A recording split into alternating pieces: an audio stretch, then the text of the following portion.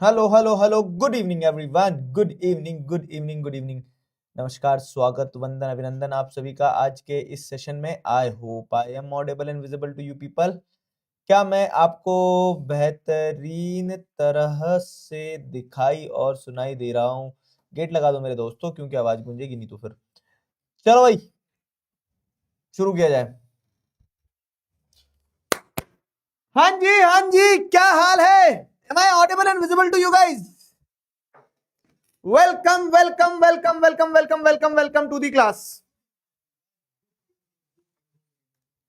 चलो भाई, the rise of nationalism in Europe. डिडिंग डिडिंग।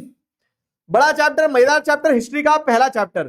कितने बच्चों ने इस चैप्टर को पहले कभी कहीं देखा था, आते जाते पढ़ा था? बताओ, कितने लोगों ने इस चैप्टर को कहीं ना कहीं देखा था, पढ़ा था? बताओ, आ जाओ। कल वाले चैप्टर के होमवर्क के क्वेश्चंस करे नहीं करे? होमवर्क क्वेश्चंस करे कि नहीं? सोल्यूशन में क्लास के बाद डालूंगा। तो कल अपन ने चैप्टर अपना कंप्लीट किया, resources and development. Resources and development के मैंने कुछ होमवर्क क्वेश्चंस आपको दिए थे। आई होप आप लोगों ने उन होमवर्क क्वेश्चंस को सॉल्व कर लिया होगा। क्यों जी, कर लिया था? चलो, तो आज अपने पास में एक और मजेदार चैप्टर है, जिस चैप्टर का नाम है the rise of nationalism in Europe. History का पहला चैप्टर।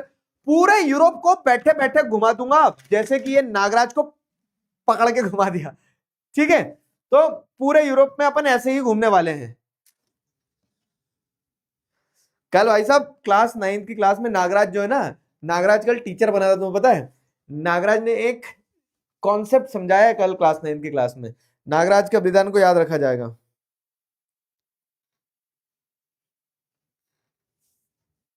एक बहुत महत्वपूर्ण भूमिका निभाई है नागराज ने कल की क्लास में।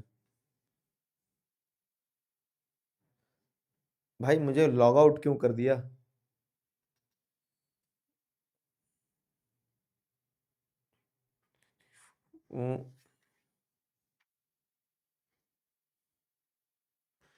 वेरीफाई एंड कंटिन्यू करने दो जरा।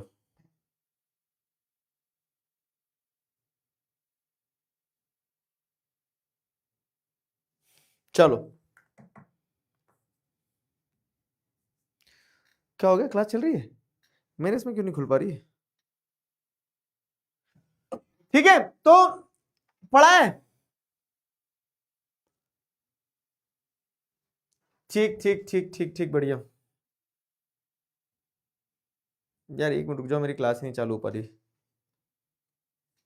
अब इनको इसको फिर से लॉग इन करते हैं।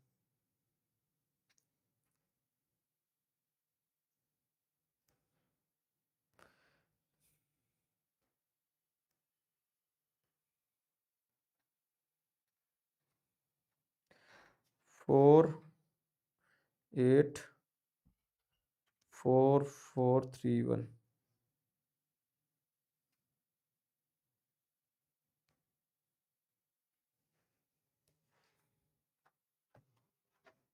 चलो भाई, वेलकम वेलकम वेलकम। हो नहीं पा रहा है अभी वेलकम, लेकिन तो कल के क्वेश्चंस अगर आपने सॉल्व कर लियो तो आज एक नया चैप्टर। ठीक है, और आज ही इस नए चैप्टर का अपन अंत करेंगे। यस यस यस, आज आपके प्रशांत भैया का बर्थडे है, तो उन्हें मेरी तरफ से और आपकी तरफ से, सबकी तरफ से बहुत सारी शुभकामनाएं हम दे चुके हैं। आज उनकी क्लास नहीं है क्या? चलो मैं बात करवा दूंगा तुम्हारी, पक्का। ठीक है, मैं बात करवा दूंगा। खुल गया? जीत गए दोस्तों। एक मिनट रुक जाओ बस, हम मेरे को मेरे क्लास में और पहुंच जाने दो। चैट तो मुझे यहाँ भी दिख रही है। करवाऊंगा बात, पढ़ो थोड़ी देर पहले अच्छे से, फिर पक्का करवाऊंगा।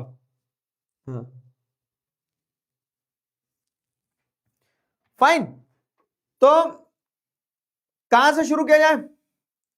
चैप्टर स्टार्ट करते हैं एकदम स्टार्टिंग से ही। ठीक है, चैप्टर एकदम स्टार्टिंग से स्टार्ट करते हैं। डन डन, पक्का पक्का मैं बात कराऊंगा। कल एसएसटी का प्री बोर्ड है,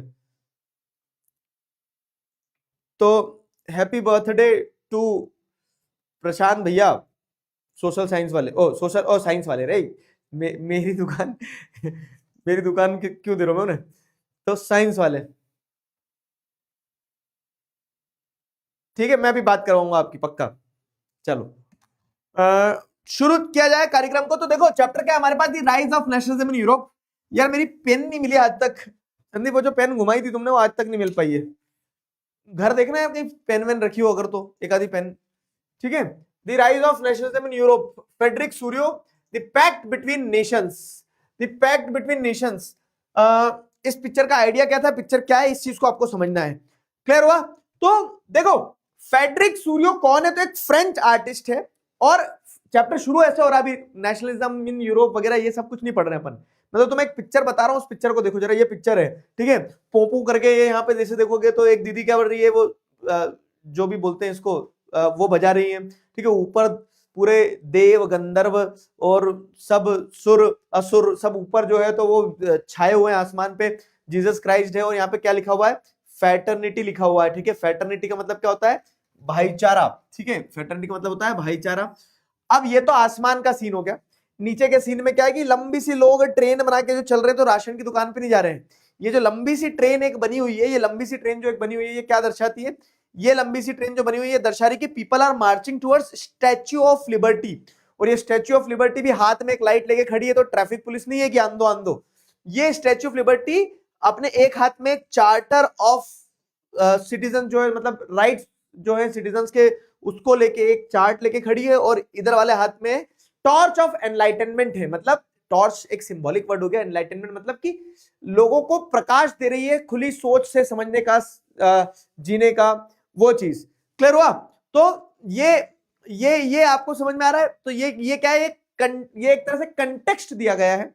ये एक तरह से कंटेक्स्ट दिया गया है किस चीज का, ये एक तरह से कंटेक्स्ट दिया गया है कि कैसे कैसे कैसे जो पीपल है, people are marching towards statue of liberty. अब जब ये पेंटिंग बनी ना, उस समय को समझना, लेकिन 1848 के टाइम पीरियड के हिसाब से समझना बाबू।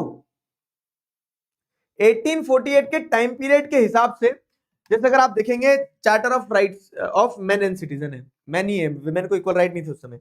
तो उस टाइम के हिसाब से जैसे अगर आप देखोगे तो जो देश आगे निकल गए, जैसे इसमें कुछ कुछ देश आगे निकल गए, फ्रांस वगैरह आगे निकल गए, तो फ्रांस वगैरह में तो आजादी के लिए संघर्ष हो गया था। लेकिन अब जैसे स्विट्जरलैंड, जर्मनी वगैरह जो है ना, जर्मनी है, इटली है, तो Germany and Italy are on their way, ये जर्मनी और Italy are on their way towards liberty.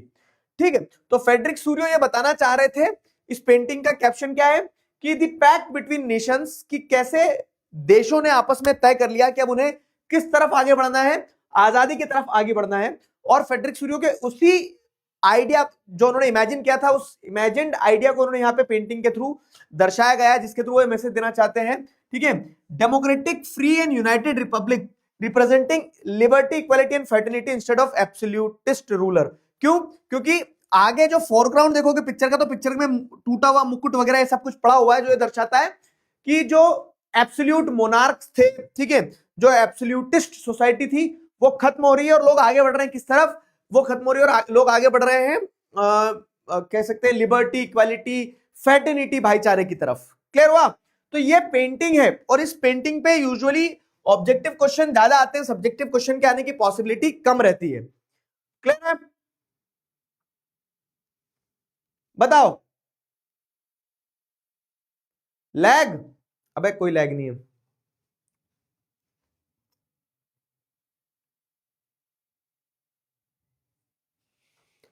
Reaction बंद तो है,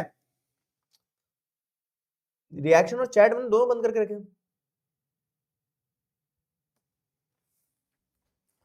चलो, एब्सोल्यूटिस्ट मतलब ऐसा मोनार्कियल सिस्टम जो एब्सोल्यूट है, जो किसी की नहीं सुनता है, जो अपनी अपनी चलाता है ना, वो एब्सोल्यूटिस्ट होता है। समझ में? एब्सोल्यूटिस्ट मोनार्कियल सिस्टम मतलब क्या है, जो किसी की नहीं सुनता है, जो अपनी अपनी चलाता है मन की, वो एब्सोल्यूटिस्ट सिस्टम है। क्लियर हुआ? तो अब आगे अपन क्या पढ़ेंगे, French revolution and the idea of nation. French revolution and the idea of nation, ये वाला जो टॉपिक है, तो इसमें यहां से मेनली आपका चैप्टर चालू होता है। अबे रीले चला रहे हो, पीट दूंगा। मतलब मैं यहाँ पढ़ा रहा हूँ, सामने वाला बैठ के क्या कर रहा है, रील चला रहा है। कौन सी रील थी, दिखाना है ना? अच्छा ये वो है, ऐसा ऐसा कुछ था ना इसमें। हाँ? पूरा इंस्टाग्राम इससे भरा पड़ा है, बंद कर दो, पीट दूंगा। पूरा पूरा इंस्टाग्राम बस वो यही चल रहा है, पूरे इंस्टाग्राम पे ये चल रहा है ये क्यों रीले चला रहे आप, मजे तुम्हारे यार संदीप चलो मैं बात कराऊंगा तुम्हारी परेशान रिया से, रुको जरा, चलो पहले बात करवा देता हूं, फिर उसके बाद आगे बढ़ रहे हैं यहाँ से, फिर अच्छे से पढ़ लेना।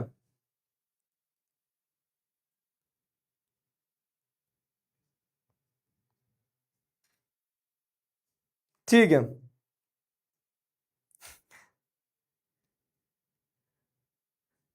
रुक जाओ,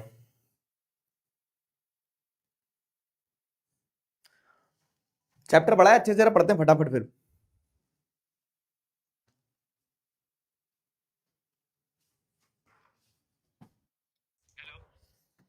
हाँ भाई बड्डे बॉय, स्पीकर पे कर रहा हूं तुम्हें मैं। हेलो, अरे यार ये ऐप में एक दिक्कत रहती है ना, तुरंत कॉल नहीं लगता, रुक जाओ जरा एक बार फिर से।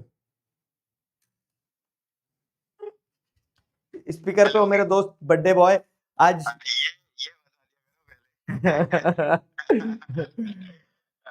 तो क्या बोलते हैं, बच्चे जो है मेरी क्लास में बहुत चैट में स्पैम कर रहे हैं कि वो करवा दो हमारा, क्या बोलते हैं, हमारी बात करवा दो करके।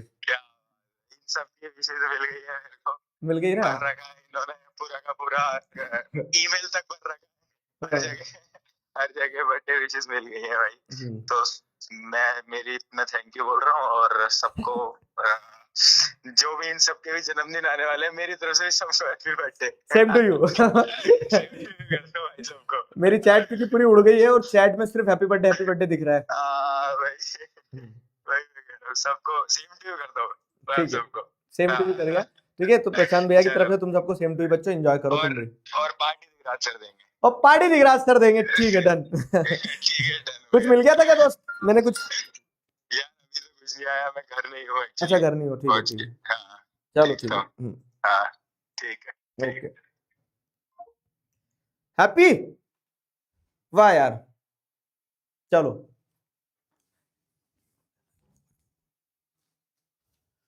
ठीक है, खुश है, चलो चलो चलो, बहुत ही बढ़िया है यार, तुम तो नादिया हो। अब पढ़ दो चुपचाप,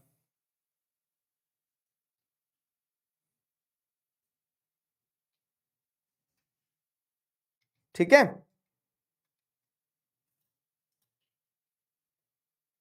चलो तो आगे बढ़ा जाए कहानी में। नेक्स्ट स्टेप क्या है अब,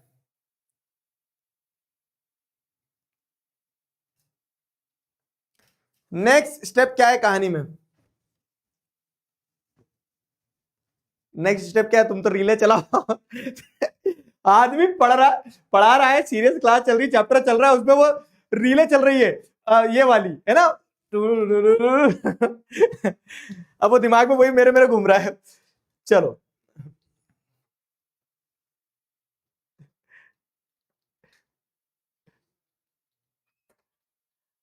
फ्लो नहीं बनने दी अभी तक पढ़ाई का। अब नेक्स्ट बर्थडे आपका है सर, हाँ ठीक है, मेरा नेक्स्ट बर्थडे मेरा है, अरे बस मान जाओ, ठीक है बात करा दो, क्या होता है, मैं इधर से बात कराऊंगा तुम्हें, तो तुम्हारा चैट में कोई आवाज थोड़ी आएगी, तुमने आवाज सुन ली ना, ठीक है। चैप्टर शुरू होता है अपने यहाँ पे, देखो पहले मैं आपको चैप्टर की एक रूपरेखा बता देता हूँ। The rise of nationalism in Europe, अच्छे से पढ़ लेना, हाँ the rise of nationalism in Europe की बात की जा रही है। तो यूरोप में नेशनलिज्म जो है, यूरोप तो एक कॉन्टिनेंट है ना, जैसे एशिया एक कॉन्टिनेंट है, इंडिया एक कंट्री है, तो यूरोप भी क्या है ना, यूरोप एक पूरा का पूरा कॉन्टिनेंट है। तो किसी कॉन्टिनेंट के अंदर राष्ट्रभक्ति, नेशनलिज्म क्या है कि लोगों का अपने देश के प्रति प्यार ही राष्ट्रभक्ति है, नेशनलिज्म है। तो किसी एक कॉन्टिनेंट में नेशनलिज्म की फीलिंग आना बड़ा कठिन है। नेशनलिज्म की फीलिंग कहां आती है, कंट्रीज में आती है। तो हम लेकिन ये देख रहे हैं कि यूरोप में जितनी भी कंट्रीज हैं, उन सभी कंट्रीज में एक एक करके नेशनलिज्म की फीलिंग आई। क्यों? क्योंकि सभी कंट्रीज एक एक करके कंट्री बने हैं, क्योंकि पहले कंट्री थी, पहले मोनार्क के अंडर में थे वो, ठीक है। तो मोनार्क के अंडर में तो एक एक करके कंट्री बने, तो जब एक एक करके कंट्री बने, तो एक एक करके कंट्री कैसे बने, उसी स्टोरी को अपन यहां समझेंगे। और कहानी की शुरुआत होती है हमेशा फ्रांस से। फ्रांस हमेशा से यूरोप में क्या रहा है, एक बहुत महत्वपूर्ण भूमिका निभाता रहा है, एक ऐसा वाटरशेड पॉइंट रहा है जहां से क्या है, जहां से डेवलपमेंट हुआ है पूरे के पूरे यूरोप का। मतलब आगे चैप्टर में एक स्टेटमेंट भी है कि when France sneezes rest of the Europe catches cold. मतलब फ्रांस किसी भी चीज की शुरुआत करता है, फ्रांस से ही किसी भी चीज की शुरुआत होती है, वो वाला कंसेप्ट है फ्रांस के साथ में। तो अगर अपन जैसे देखें तो जो फ्रेंच रेवोल्यूशन हुआ था 1789 में, जो आप 9th में भी पढ़ के आए हो फ्रेंच रेवोल्यूशन वाले चैप्टर में, 1789 में जो फ्रेंच रेवोल्यूशन होता है, उस फ्रेंच रेवोल्यूशन का आउटकम क्या रहता है पता है? उस फ्रेंच रेवोल्यूशन से अगर मैं आपको सिंपल चीज बताऊं कि फ्रेंच रेवोल्यूशन में क्या हुआ, मारपीट हुई, लुई 16 भागा, ये हुआ वो हुआ, मैरी एंटोनेट उसकी बीवी को भी फांसी पे लटका दिया, उन सारी चीजों से हटके अगर आप देखोगे तो फ्रेंच रेवोल्यूशन से अगर कुछ बाहर निकल के आया, कोई एक आउटकम एक लाइन में बताएं, तो this was the first event which led to the transfer of power to people. ठीक है, आज तक जो पावर राजा के पास थी ना, तो पहली बार लोगों ने देखा कि नहीं, राजा का बाजा बजा के जनता अपने हाथ में पावर ले सकती है। फ्रेंच रेवोल्यूशन से पहली बार लोगों ने फील किया, लोगों ने देखा, है ना। अब जब फ्रेंच रेवोल्यूशन से पहली बार यह हुआ कि ट्रांसफर ऑफ पावर आपको देखने को मिला from king to the people, तो यह चीज जब हुई ना, तो इससे कहीं ना कहीं देश में आपको एक देखने को, मतलब जो पॉलिटिकल सिस्टम थे, उन पॉलिटिकल सिस्टम में एक बड़ा चेंज देखने को मिला कि जो आज तक नहीं हुआ वो हो गया। लेकिन सिर्फ पावर चेंज हो जाने से देश देश नहीं बन जाते हैं, है ना। जैसे हमने क्या करा कि ब्रिटिशर्स को भगा दिया इंडिया से, एक उदाहरण दे रहा हूं, लेकिन ब्रिटिशर्स को भगा देने से हम इंडिया नहीं बन गए। हमने हमारे लोगों ने में भी आपस में वो भावना आना चाहिए थी ना नेशनलिज्म की। तो वो फीलिंग ऑफ कलेक्टिव बिलोंगिंगनेस, वो कलेक्टिव आइडेंटिटी जो है, वो सिर्फ पावर चेंज होने से नहीं आ जाती है। उस कलेक्टिव आइडेंटिटी को इंश्योर करने के लिए कि लोगों के अंदर वो एकजुटता वाली भाव रहे, ठीक है, सेवरल स्टेप्स वर टेकन। अब मेरी बात सुनना, ये क्वेश्चन हो गया इंपॉर्टेंट, टीकी बिंदी चंदन लगा के यहाँ पे क्वेश्चन लिख दिया मैंने, और ये एग्जाम में भी आता है, और ये मैं तुम्हें आज होमवर्क क्वेश्चन में भी दूंगा कि फ्रेंच रेवोल्यूशन से पहली बार आपने ट्रांसफर ऑफ पावर देखा from monarch to the people, aristocracy से पहली बार जनता के पास में पावर आई। लेकिन वो पावर सिर्फ ट्रांसफर ऑफ पावर चेंज हो जाने से फील नहीं होती है, कंट्री ट्रांसफर ऑफ पावर हो जाने से नहीं बन जाता है। कंट्री के अंदर सेंस ऑफ कलेक्टिव आइडेंटिटी जो बनाना था, जो कलेक्टिवनेस लाना थी कंट्री के अंदर, वो सेंस ऑफ कलेक्टिव आइडेंटिटी और वो कलेक्टिवनेस कैसे आएगी? तो that collectiveness was created through the following measures. In following measures के थ्रू वो सेंस ऑफ कलेक्टिव आइडेंटिटी को स्ट्रॉन्ग किया गया। क्या क्या ये सेंस ऑफ कलेक्टिव आइडेंटिटी रही है? तो जैसे अगर आप देखोगे तो the idea of la patria and le citoyen was introduced. पहली चीज, idea of la patria and le citoyen was introduced. ये एक पहली चीज है जो आपको ध्यान रखना है कि फादरलैंड का कॉन्सेप्ट और सिटीजन का कॉन्सेप्ट लेके आए कि ये फ्रांस सिर्फ एक धरती का टुकड़ा नहीं है, ये हमारी पितृभूमि हो गई है और हम सब इसके सिटीजन्स हो गए। तो ये पहली चीज थी, है ना।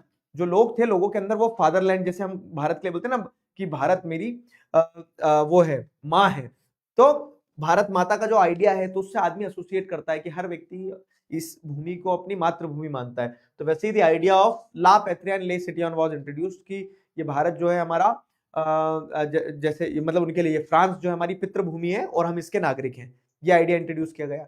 फिर रॉयल स्टैंडर्ड फ्लैग जो था उसको रिप्लेस करके उन्होंने ट्राई कलर फ्लैग लाए। देखो मैंने बहुत क्रिस्प में नोट्स दिए, ये पूरा एक आंसर है, मैंने आपको कीवर्ड दिए। ट्राई कलर फ्लैग मतलब कि जो रॉयल स्टैंडर्ड फ्लैग था उसको हटा के एक ट्राई कलर का फ्लैग लेके आ गए यहाँ पे, ठीक है। फिर क्या है, national assembly was elected. National assembly was elected का मतलब क्या है कि जो पहले स्टेट जनरल वगैरह की मीटिंग होती थी उसको हटा के अब क्या है, नेशनल असेंबली बना दी गई। हिम्स वर कंपोज्ड। हिम्स वर कंपोज्ड का मतलब क्या है, यहाँ पे आपको देखने को मिलता है कि अलग अलग मंत्र वगैरह ये सारा सब कुछ बनाया गया। हिम्स वर कंपोज्ड, ठीक है।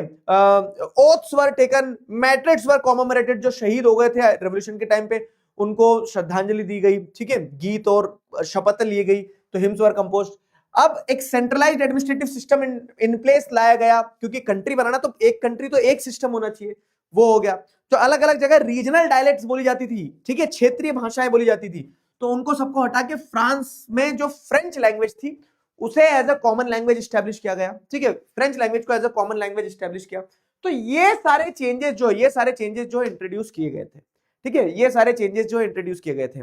बताओ कितने बच्चों को समझ में आ गया कि कैसे सेंस ऑफ कलेक्टिव आइडेंटिटी बनाए गए थे। हिम्स वर कंपोज मतलब क्या है कि गीत लिखे गए थे, जैसे अब देश आजादी के लिए जब आगे बढ़ता है, ठीक है, तो गीत वीत गाए जाते ना, तो वैसे हिम्स वर कंपोज्ड, उस कंटेक्स्ट में लिखा गया कि हिम्स वर कंपोज्ड। समझ गए? जल्दी बताओ।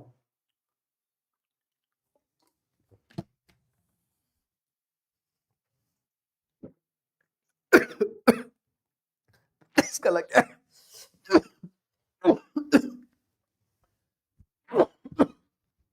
पानी का ठसका लग गया। दोस्तों पानी का जब ठसका लगता है तो फिर से पानी पीना पड़ता है क्या?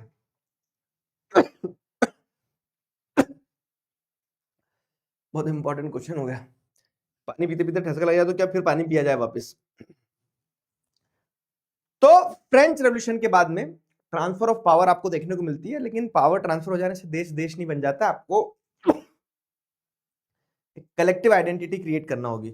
और वो कलेक्टिव आइडेंटिटी आप कैसे क्रिएट करोगे? तो these were the steps taken in the France. मैंने आपको शॉर्ट में एक एक पॉइंट बता दिया है, ठीक है। अब जब कलेक्टिव आइडेंटिटी क्रिएट करने के लिए, एक सेंस ऑफ कलेक्टिव बिलोंगिंगनेस लाने के लिए ये स्टेप लिए गए, तो उससे क्या हुआ? देश देश बना होगा? नहीं, इतनी आसानी से नहीं बनेगा। क्यों?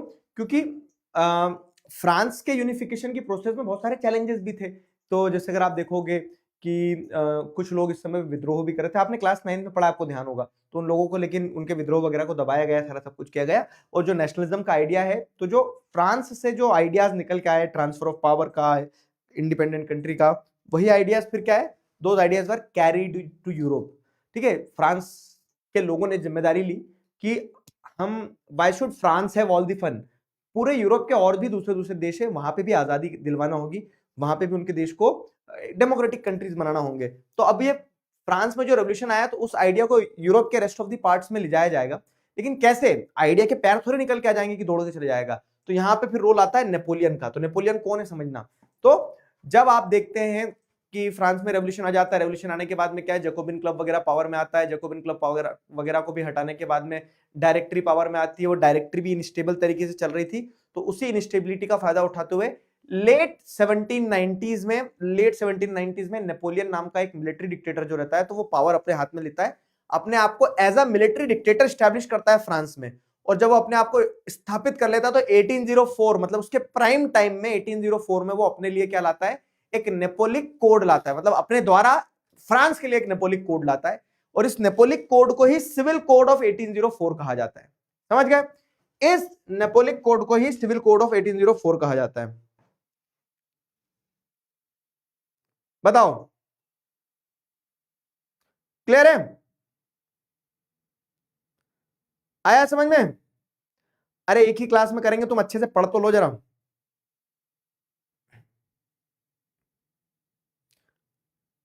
ले सिटी ऑन मतलब सिटीजन्स की बात की जा रही है यार। वॉल्यूम कम है क्या बच्चे? वॉल्यूम वॉल्यूम क्यों लिखा है? हेलो हेलो मालिक, हेलो। चलो अभी ठीक है,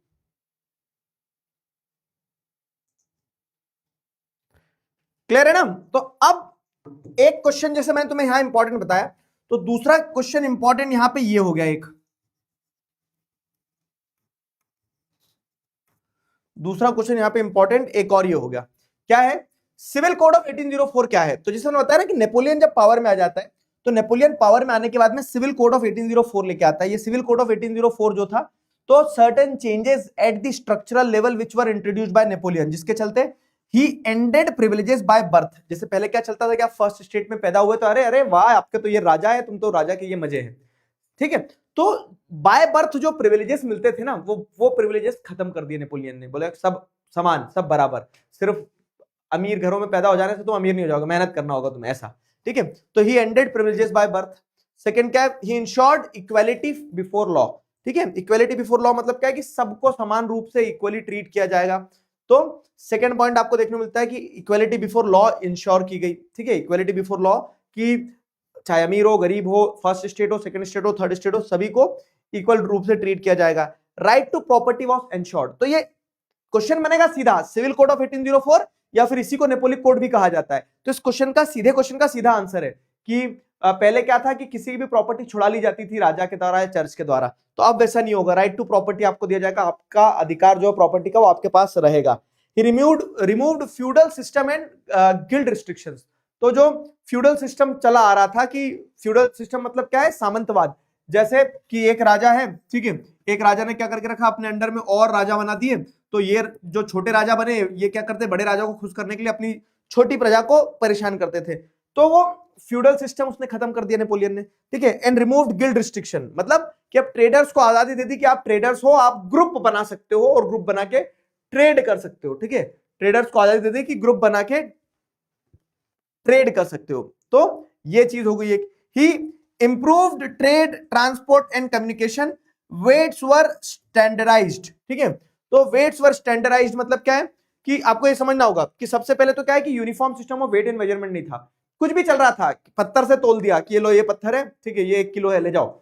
लेकिन अब ऐसा नहीं है, वेट्स जो थे उनको स्टैंडर्डाइज किया गया कि 1 kg equal to this, 2 kg equal to this, ठीक है। He improve trade, transport and communication. तो ये सारे चेंजेस नेपोलियन ने अपने 1804 के सिविल कोड में या नेपोलिक कोड में लेके आया। अब जब इतने अच्छे काम किए तो दिखती बात है कि नेपोलियन तो भगवान है, ऐसा वो आ गया होगा, लेकिन ऐसा हुआ नहीं है। तो when the civil code was introduced तो उसके अगेंस्ट में लोगों का रिएक्शन कैसा रहा, तो द रिएक्शन वाज मिक्स्ड, ठीक है। There was a mixed reaction, ठीक है। आपको एक मिक्स्ड रिएक्शन देखने को मिलता है लोगों के बीच में। क्यों? क्योंकि पहला, जैसे अगर आप देखोगे तो at first people welcome French rule, ठीक है। तो लोगों को लगा कि यार नेपोलियन आया, हार्बिंगर ऑफ लिबर्टी माना गया उसको कि मॉडर्न चेंजेस लेके आएगा, और ये चेंजेस मॉडर्न थे भी कि उसने राइट टू प्रॉपर्टी को लेके आया, प्रिविलेज बाय बर्थ खत्म किए, ठीक है, गिल्ड रिस्ट्रिक्शंस हटा दिए कि अब ट्रेडर्स ग्रुप वगैरह बना सकते हैं। तो उसने मॉडर्न चेंजेस बहुत सारे लेके आए और लोग खुश थे। लेकिन बाद में लोगों को रियलाइज हुआ कि नेपोलियन आया फ्रांस से। अब जैसे मान लो उसने स्विट्जरलैंड के ऊपर कब्जा किया, स्विट्जरलैंड के राजा को हटा दिया और स्विट्जरलैंड के राजा को हटा के ये सारे चेंजेस वहां इंट्रोड्यूस कर दिए। तो लोगों को लग रहा था वाह यार नेपोलियन, नेपोलियन को गुलू गुलू कर दूं क्या, ठीक है। तो लोगों को शुरुआत में तो ऐसा लग रहा था कि नेपोलियन तो मॉडर्न चेंजेस ला रहा, नेपोलियन बढ़िया है। लेकिन बाद में लोगों को रियलाइज हुआ कि अल्टीमेटली आप राजा तो गया आपके देश का, लेकिन अब आपका देश किसके अंडर में आ गया, अब आपका देश नेपोलियन के अंडर में आ गया, है ना। तो अब आप हो तो गए नेपोलियन के गुलाम, समझ रहे हो, अब आप हो तो गए नेपोलियन के ही गुलाम। तो ये एक बहुत बड़ी प्रॉब्लम की तरह सामने निकल के आई कि जो लोगों के अंदर इनिशियल एंथुजियाज्म था नेपोलियन को लेकर कि नेपोलियन बहुत बढ़िया आया है, वाओ, वो इनिशियल एंथुजियाज्म जो है सून टर्न इनटू हॉस्टिलिटी। लोगों को लगा कि हमारी political freedom does not goes hand in hand with modern changes, ठीक है। तो जो मॉडर्न चेंजेस नेपोलियन ला रहा है, उन मॉडर्न चेंजेस के चलते हमारी पॉलिटिकल फ्रीडम तो लेकिन छिन जा रही है, ठीक है। हमें पॉलिटिकल फ्रीडम नहीं मिल रही, भले ही मॉडर्न चेंजेस मिल गए हो, लेकिन वो पॉलिटिकल फ्रीडम हमारी छिन जा रही है। क्लियर हुआ? ये यहां तक की कहानी है। क्लियर हुआ? क्लियर हुआ? कुछ पाने के लिए कुछ खोना पड़ता है सर। अबे कुछ पाने के लिए कुछ खोना पड़ते वाले बच्चे, तो वो पानी जरा अच्छे से पीना तो ठसका लग जाता फिर।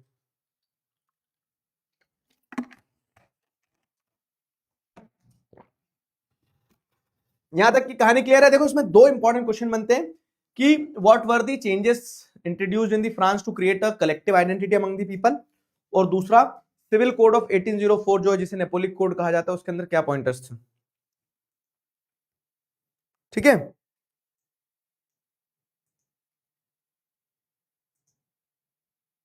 क्लियर हुआ? वंश त्रिपाठी, समझ आए नहीं आए?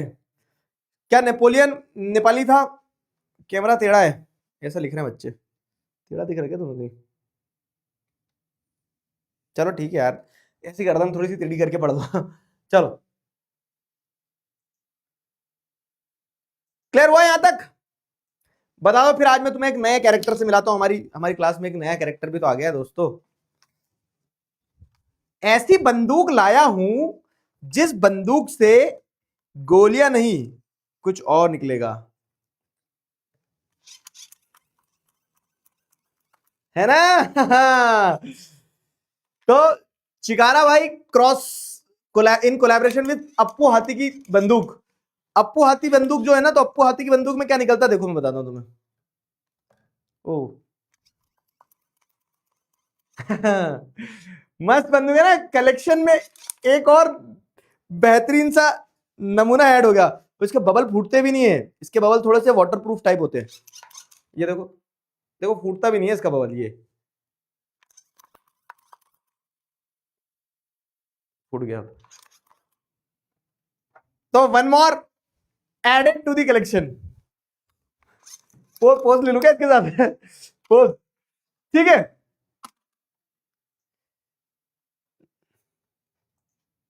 यहां तक समझ आ गया?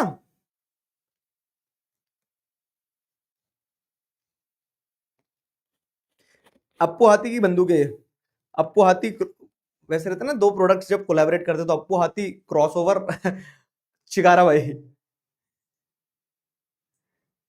मेले जलाया, yes yes yes yes. Populism का मतलब ये होता है कि getting reduce to the level of poor people. जब आप गरीब व्यक्ति तक की, गरीब व्यक्ति की स्थिति पे आ जाते हो तो उसे पॉपुलिज्म का स्टेज कहते हैं। क्या नेपोलियन अच्छा था? देखो, अच्छा और बुरा ना बहुत सब्जेक्टिव चीज होती है। तो नेपोलियन ने उसके लेवल पे अच्छे चेंजेस इंट्रोड्यूस किया, इसीलिए उसको मॉडर्नाइजर ऑफ यूरोप कहा जाता है। लेकिन जो लोगों के मिक्स्ड रिएक्शन थे नेपोलियन को लेकर, वो इसलिए थे क्योंकि लोगों को रियलाइज हुआ कि उनकी पॉलिटिकल फ्रीडम और मॉडर्न चेंजेस दोनों एक साथ नहीं आ सकते। नेपोलियन मॉडर्न चेंजेस ला रहा था, वाह वेरी गुड नेपोलियन, लेकिन जिन देशों में नेपोलियन जा रहा था उन देशों को तो अपना गुलाम बना लेता था। तो लोगों को लग रहा था कि हमारे राजा को भगा दिया, भले ही मोनार्की खत्म कर दी, लेकिन अल्टीमेटली तो now we are under the French army. ठीक है, तो ये चीज थी। अब देखो चैप्टर की कहानी कैसे कैसे आगे बढ़ी है, कहां तक आगे बढ़ गई है। तो चैप्टर की कहानी आगे बढ़ी जरूर है आपकी, और कैसे आगे बढ़ी है, 2-3 कदम तो आपको वो समझ में आएगा कि स्लोली ग्रेजुअली चीजें आगे खिसकी है। कैसे स्लोली ग्रेजुअली आगे खिसकी है चीजें? तो सबसे पहले फ्रेंच रेवोल्यूशन से चेंजेस आए, और वो चेंजेस जो पूरे यूरोप में पहुंचे, और यूरोप में पहुंचाएगा कौन? नेपोलिक आर्मी, मतलब फ्रेंच आर्मी। फ्रेंच आर्मी जब जा रही थी जगह जगह, तो उन्होंने अंडर दी नेपोलियन जब फ्रेंच आर्मी थी तो उन्होंने सिविल कोड इंट्रोड्यूस करा, जिसको नेपोलिक कोड भी कहा जाता है। उस नेपोलिक कोड के अगेंस्ट में लोगों के रिएक्शन जो थे वो क्या थे? मिक्स्ड रिएक्शन थे। ठीक है, लोगों के रिएक्शन जो थे वो मिक्स्ड रिएक्शन थे। क्लियर है? यहां तक अपन ने पढ़ लिया। अब इसी बात पे सवाल का जवाब दो जरा, पोल आया। नेपोलिक code careful, read the following fact: abolition of privileges based on birth, establishing equality before law, securing right to property, imposing manorial dues on the peasants। तो आपको बताना है कौन से सही है। ठीक है, समझ में आया ना यहां तक? इस क्वेश्चन का आंसर दो बेटा।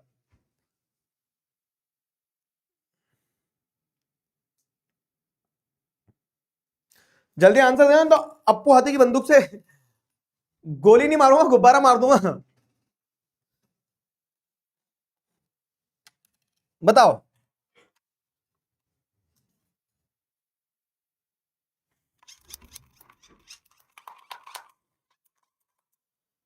धीरे धीरे चलाना होता है।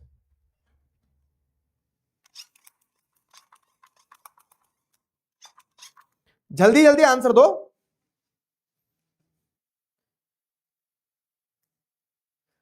तुम्हें कैसे पता मैंने भोपाल के मेले से लाया हूं? 3। देखो, तो अब अगर आप देखोगे यहां पे, तो रीड दी फॉलोइंग फैक्ट्स। तो abolition of privileges based on birth, ये तो नेपोलिक कोड का पार्ट था। स्टैब्लिशिंग इक्विलिटी बिफोर लॉ, ये भी पार्ट था। सिक्योरिंग प्रॉपर्टी राइट्स, ये भी पार्ट था। नेपोलिक कोड में सब चीज इंट्रोड्यूस की गई थी। इंपोजिंग मेनोरियल ड्यूज, नहीं, मेनोरियल ड्यूज को तो अबॉलिश कर दिया था। मतलब कि जो मैनर होता था ना, जो बड़ा लैंडलॉर्ड होता था, उस बड़े लैंडलॉर्ड को पैसे जो लोगों के उधार थे उसको खत्म करवा दिया था नेपोलियन ने। ऐसा नहीं है कि और बड़े लैंडलॉर्ड को और बोल दिया कि जाओ पीजेंट्स का खून चूस लो, नहीं ना, तो ये गलत है। तो 1 2 3 राइट आंसर होगा, और 1 2 3 राइट आंसर मतलब ए होगा। कितने परसेंट बच्चों ने ए सेलेक्ट किया है? 67% बच्चों ने। चलो अब अपन आगे आ रहे हैं, चैप्टर में आगे बढ़ रहे हैं। तो अपन ने एक कहानी देखी अभी, कहां से? 1790। जैसे अगर आप देखोगे तो अभी तक कहानी कहां से चालू हुई कि फ्रेंच रेवोल्यूशन हुआ 1789, और उसके बाद में नेपोलियन पावर में आया, तो नेपोलियन ने नेपोलिक कोड इंट्रोड्यूस करा 1804। अब इसके आगे बढ़ रहे हैं अपन। तो इसके आगे बढ़ने से पहले क्या, चैप्टर में दो चीजें चल रही है। एक तो ये कहानी चल रही है, जैसे आपने कहानी देखी फ्रेंच रेवोल्यूशन की, नेपोलियन की। उसके अलावा चैप्टर में थीम भी चल रही है। थीम मतलब कि चैप्टर में कुछ कुछ एसेंस है, कुछ कुछ समरी है, कुछ कुछ थ्योरीज है, कुछ कुछ आइडियाज है। तो अब उन आइडियाज पे जाएं उससे पहले एक सवाल पूछता हूं, how did the idea of nationalism emerge in diverse Europe? जैसे इंडिया में नेशनलिज्म आया, क्यों आया? क्योंकि आपको देखने को मिल रहा है कि पूरे इंडिया में एक ही एनिमी था, एनिमीज अहेड। और वो कौन थे एनिमी? वो एनिमी थे आपके ब्रिटिशर्स। ठीक है, तो पूरी इंडिया ब्रिटिशर्स से प्रताड़ित थी, और उसी कारण से क्या कि सारे इंडियंस एक साथ आ गए कि मारो इनको। ठीक है, किसको? ब्रिटिशर्स को। ठीक है, तो ये आपको क्या देखने को मिल रहा है? ये आपको इंडिया के केस में देखने को मिल रहा था कि इंडिया के केस में this was the reason behind coming up of people together. ठीक है, लेकिन यूरोप के केस में जैसे अगर आप देखोगे तो ये पीले कलर में जो सवाल लिखा है, यूरोप में तो हर 50-100 किलोमीटर पे लैंग्वेज बदल गया। इंडिया में भी बदल रहा है, लेकिन इंडिया में क्या आपको देखने को मिल रहा था कि हम सब एक ही ब्रिटिशर्स के द्वारा प्रताड़ित थे, तो हमने सबने एक साथ इकट्ठे बोला कि ब्रिटिशर्स को मारो पड़ के बहुत ज्यादा, है ना, ठीक है। तो क्या हुआ कि इंडिया में आपको वो यूनिटी का फैक्टर देखने को मिल रहा है, लेकिन यूरोप में तो ऐसा भी नहीं कि कोई अलग से उनको प्रताड़ित कर रहा होगा, कोई परेशान कर रहा होगा। प्रताड़ित मतलब कोई परेशान कर रहा होगा, है ना। वहां तो लेकिन आप देखोगे तो लैंग्वेज अलग अलग, कल्चर अलग अलग, तो फिर वो लोग एक साथ कैसे आए, ठीक है। अगर मान लो कोई एक एम्पायर भी था, फॉर एग्जाम्पल मान लो कि हैब्सबर्ग एम्पायर का एग्जाम्पल दिया गया है इसमें, ठीक है, आपको ध्यान नहीं रखना है उतना, लेकिन मैं उदाहरण के लिए दे रहा हूं। तो उस हैब्सबर्ग एम्पायर के अंदर भी अलग अलग सेगमेंट के लोग थे जो अलग अलग भाषा बोलते थे, अलग अलग कल्चर को बिलोंग करते थे। तो ऐसे क्या फैक्टर्स रहे होंगे जिससे वो एक साथ आए होंगे, ठीक है, ऐसे क्या फैक्टर्स रहे होंगे जिससे वो एक साथ आए होंगे, उनके अंदर नेशनल यूनिटी या फिर नेशनलिज्म की फीलिंग आई होगी। तो उसी चीज को समझने के लिए हमें समझना होगा कि उस समय यूरोप था कैसा। तो उस समय यूरोप में एक कैटेगरी थी एरिस्टोक्रेट्स की, एरिस्टोक्रेसी। एरिस्टोक्रेसी कौन है, एरिस्टोक्रेट्स कौन है? तो देखो, this class was United by common way of life that cut across regional division. तो स्पेशली जो रूलिंग क्लास के लोग होते थे, ठीक है,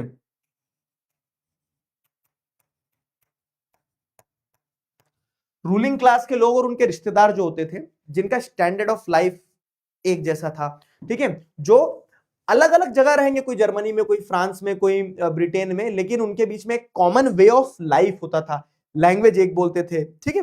तो ये एरिस्टोक्रेट्स लोग थे और ये अधिकतर इनके पास में प्रॉपर्टी, एस्टेट्स वगैरह, मैंशन वगैरह सब इनके पास होते थे, और ये पैसे वाले लोग थे, और ये क्या करते थे, गरीब लोगों को अपने जूतों के नीचे रखते थे।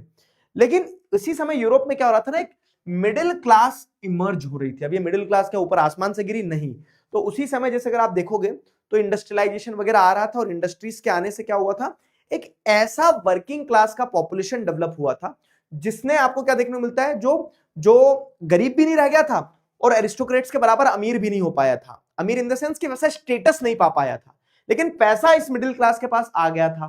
कैसे आया पैसा? तो जो मैंने बताया ना, जो ट्रेड व्रेड शुरू हो गए थे, तो उन ट्रेड व्रेड के चलते क्या कि वर्किंग क्लास के जो लोग थे, इन लोगों ने ट्रेड वगैरह, ओवरसीज ट्रेड से पैसा कमा लिया, और पैसा कमाने के बाद में क्या है, ठीक है, पैसा कमाने के बाद में they composed of industrialist, businessman and professional. तो इन्होंने पैसा कमाने के बाद में शिक्षा ली, ठीक है, दिखती बात है। अब इनके पास पैसा ऐसा सब आ गया, तो इन्होंने क्या किया, पढ़ाई करी। अब जब पैसा ऐसा सब आ गया, इन्होंने पढ़ाई करी ना, तो इस पढ़ाई का परिणाम क्या हुआ, इस पढ़ाई से क्या निकल के आया? इस पढ़ाई से ये निकल के आया कि दे स्टार्टेड क्वेश्चनिंग, ठीक है, they started questioning the privileges of aristocrats. जैसे हमने 9th में पढ़ा ना, एनलाइटेंड फिलोसोफर्स। तो जब मिडिल क्लास के पास में पैसा आया, तो उस मिडिल क्लास ने शिक्षा ली, और शिक्षा लेने के बाद उनको समझ में आ रहे, ये एरिस्टोक्रेट्स तो अभी तक हमें मूर्ख बनाते आ रहे थे, ठीक है, मूर्ख बनाते आ रहे थे। तो यहां पे आपको क्या देखने को मिलता है, आगे आगे आपको देखने को मिलता है कि जो एरिस्टोक्रेट्स थे, यही एरिस्टोक्रेट्स क्या करेंगे, मतलब इन्हीं, यही मिडिल क्लास के लोग जो थे, सॉरी, ये मिडिल क्लास के लोग लिबरलिज्म की आइडियोलॉजी में विश्वास रखेंगे। एरिस्टोक्रेट्स और न्यू मिडिल क्लासेस अगर समझ में आया होगा, तो अब अपन लिबरलिज्म पढ़ेंगे। बताओ, एरिस्टोक्रेट्स और न्यू मिडिल क्लास समझ में आया, तो लिबरलिज्म पढ़ते हैं। क्लियर है?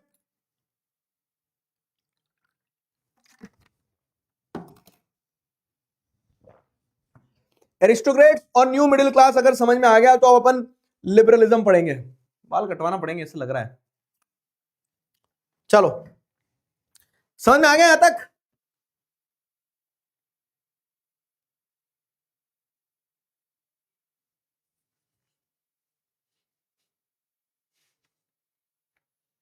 फाइन।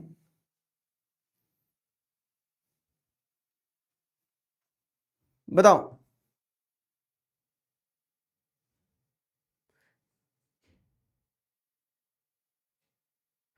एरिस्टोक्रेट्स मतलब जो रूलिंग क्लास के लोग थे, this class was United by common way of life. Common way of life का मतलब क्या है कि रहन सहन एक जैसा, चाहे वो कहीं भी रह रहे हो। यहां पे वही लिखा है ना, life that cut across regional division.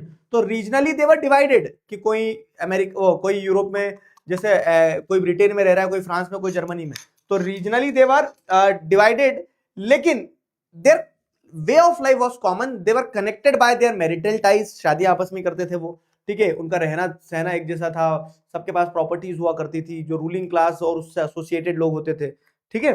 तो वो कहानी है। क्लियर हुआ? एरिस्टोक्रेट्स क्लियर है, न्यू मिडिल क्लास क्लियर है। तो अभी जो न्यू मिडिल क्लास थी, जब पढ़ लिख ली ना, तो इन्होंने एक नया आइडियोलॉजी में विश्वास किया, और वो नई आइडियोलॉजी क्या थी? वो नई आइडियोलॉजी थी लिबरलिज्म की आइडियोलॉजी। लिबरलिज्म क्या होता है बाबू? लिबरलिज्म मतलब क्या है कि जब आप खुली सोच से सोचना शुरू करते हो। खुली सोच से सोचना शुरू करते हो तो मतलब क्या है? खुली सोच से सोचना शुरू करते हो मतलब कि लिबरलिज्म आइडियोलॉजी, आईएज्म है मतलब आइडियोलॉजी है। लिबर मतलब क्या है? तो ये लैटिन रूट वर्ड है लिबर। लिबर का मतलब होता है फ्री। तो जब when you are free from your thought, ठीक है, कुंठित सोच नहीं है आपकी, जब आप खुले विचारों से सोचोगे तो वो लिबरलिज्म का आइडियोलॉजी होगा। अब लिबरलिज्म यूरोप के इस नेशनलिज्म वाले दौर में क्या स्टैंड करता था? तो लिबरलिज्म के दो मायने थे, एक पॉलिटिकल लिबरलिज्म और एक इकोनॉमिक लिबरलिज्म। अब आपको ध्यान रखना है क्वेश्चंस कैसे आते हैं। कभी आपसे पॉलिटिकल लिबरलिज्म भी पूछा जा सकता है, कभी आपसे इकोनॉमिक लिबरलिज्म भी पूछा जा सकता है, कभी आपसे इन जनरल लिबरलिज्म पूछा जा सकता है। तो लिबरलिज्म इज एन आइडियोलॉजी। आईएज्म जहां लगा रहे हैं वहां आइडियोलॉजी है, ठीक है। अब ये आइडियोलॉजी जो है तो लैटिन रूट वर्ड लिबर से बनी है। लिबर का मतलब क्या होता है? Free, freedom of thought. किस सेंस में? तो जैसे पॉलिटिकल लिबरलिज्म की अगर बात करें तो उस समय पे सरकारें जो थी, तो सरकारें किसकी होती थी? राजा वाजा की होती थी। राजा जैसा चाहेगा वैसा होता था, ठीक है, राजा के आगे किसी की नहीं चलती थी। तो जो न्यू मिडिल क्लास के लोग थे, इन लोगों ने बात करी कि there should be political liberalism. मतलब कि अब सरकार जो बने ना, government should be by consent. सरकार जो बने तो वो लोगों के कंसेंट से बने, हमारी इच्छा से बने। ऐसा नहीं कि कोई भी राजा बन जाए, राजा का बेटा राजा बन जाए, राजा का पोता जो है वो भी राजा बन जाए। अब हमारे कंसेंट से गवर्नमेंट बनना चाहिए, ठीक है। And to autocracy. ऑटोक्रेसी मतलब क्या? जो रूलिंग क्लास जो एरिस्टोक्रेट्स चले आ रहे हैं ना, तो इनका खात्मा कर दो अब, ठीक है, कि अब नहीं और नहीं चाहिए। अब तो डेमोक्रेटिक सिस्टम होगा, पार्लियामेंट के हिसाब से सरकार चलेगी, डेमोक्रेटिक कॉन्स्टिट्यूशन होगा, ठीक है। और जो ऑटोक्रेट्स हैं, जो एरिस्टोक्रेटिक रूलिंग क्लासेस हैं, जो क्लेरिकल प्रिविलेजेस, जो चर्च के लोग जो प्रिविलेजेस एंजॉय करते हैं ना, चर्च के प्रीस्ट वगैरह, वो सारे प्रिविलेजेस खत्म कर दो। तो ये पॉलिटिकल लिबरलिज्म दर्शाता है। पॉलिटिकल लिबरलिज्म मतलब सिंपल चीज, गवर्नमेंट बाय कंसेंट होना चाहिए और सारे प्रिविलेजेस जो एंजॉय किए जा रहे हैं किसके द्वारा? फर्स्ट स्टेट और सेकंड स्टेट के द्वारा, उन सारे प्रिविलेजेस को खत्म किया जाए। पॉलिटिकल लिबरलिज्म समझ में आया? पॉलिटिकल लिबरलिज्म समझ में आया कि नहीं? बताओ जल्दी, ठीक है। पॉलिटिकल लिबरलिज्म, तो ये हो गया आपका पॉलिटिकल लिबरलिज्म। अब यही लिबरलिज्म का इकोनॉमिक मीनिंग समझे तो वही रूट वर्ड तो फ्री है ना। तो फ्री का मतलब ये नहीं होता कि फ्री ट्रेड चले। फ्री का मतलब ये है कि इकोनॉमी में भी लिबरलिज्म हो, जहां पे मार्केट की फ्रीडम होना चाहिए और अबॉलिशन होना चाहिए स्टेट इंपोज्ड रिस्ट्रिक्शंस की। मैंने एकदम कीवर्ड्स लिखे हैं, बस कीवर्ड्स के साथ ही पढ़ाते चल रहा हूं मैं आपको। क्योंकि क्या होता था उस समय पे, जैसे आप देखोगे तो राजा वगैरह जो होते थे बहुत रिस्ट्रिक्ट करके रखते थे मार्केट को। You people were not free to trade. लेकिन अब ये जो मिडिल क्लास के लोग हैं, तो ये मिडिल क्लास तो बने ही ट्रेड करके है ना। तो ये तो चाहेंगे कि there should be freedom of trade. Trade करने की इनको और आजादी मिले कि ये फ्रीली ट्रेड कर पाए, अपना सामान एक जगह से दूसरी जगह पहुंचा पाए। तो वो फ्रीडम ऑफ ट्रेड ये चाहते थे, ठीक है। मिडिल क्लास के लोग फ्रीडम ऑफ ट्रेड चाहते थे, लेकिन फ्रीडम ऑफ ट्रेड थी नहीं। तो इसीलिए इन्होंने जिस आइडियोलॉजी में विश्वास जताया और दर्शाया, तो उसके तहत वो यही चाहते थे कि there should be economic freedom, जिसके चलते फ्रीडम ऑफ मार्केट होना चाहिए, फ्रीडम ऑफ ट्रेड होना चाहिए, स्टेट इंपोज रिस्ट्रिक्शंस, जो सरकारें बंदिशें लगाती है, जो राजा वगैरह, वो बंदिशें खत्म कर दिए जाए। और उसी इकोनॉमिक लिबरलिज्म के आइडिया पर आपको क्या देखने को मिलता है कि ज़ोल्वरिन एक ट्रेड यूनियन बनाई गई थी, किसके द्वारा? प्रूशिया के द्वारा, ठीक है, जो आगे चल के जर्मनी बनेगा, जिसका मैंने एक्सप्लेनेशन आपको कीवर्ड्स में दिया है, लेकिन अभी मैं समझा देता हूं। तो पहले क्या होता था ना कि अगर आपको एक सामान यहां से वहां तक लेके जाना है, तो जितनी बार टेरिटरी क्रॉस करोगे उतनी बार टैक्स देना है। फिर uniform system of weight and measurement नहीं होता था। 1 मीटर का मतलब कहीं इतना होता था तो कहीं इतना होता था 1 मीटर का मतलब, क्योंकि सब के जगह अलग अलग है। तो लोग चाहते थे कि इकोनॉमिक लिबरलिज्म हो, एक यूनिफाइड सिस्टम हो, फ्रीडम हो मार्केट में, ट्रेड करने की फ्रीडम हो, गवर्नमेंट ज्यादा रिस्ट्रिक्शंस ना लगाए। तो अब क्योंकि ये इकोनॉमिक फ्रीडम, ये इकोनॉमिक लिबरलिज्म इतना इंपॉर्टेंट हो गया था, क्योंकि अगर इकोनॉमिक लिबरलिज्म नहीं होगा तो मिडिल क्लास का तो एग्जिस्टेंस ही खत्म हो जाएगा।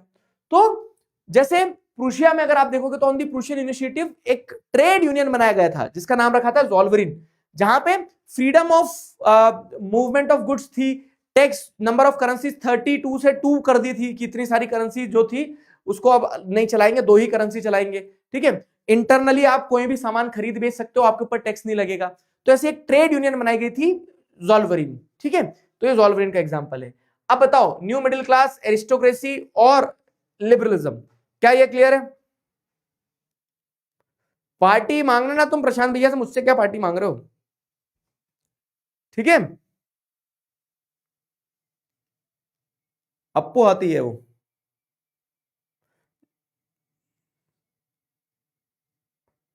अबे जल्दी पढ़ाओ का मतलब क्या होता है?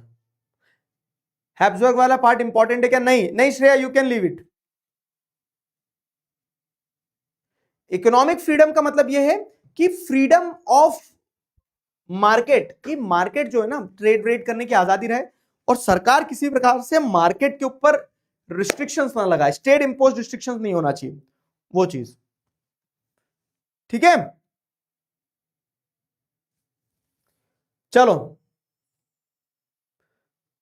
आपने कहा कि आप पार्टी दोगे, कब कहा? झूठ, किसने बोला, किसने सुना? देख देख देख कैसे पलट रहे बच्चे।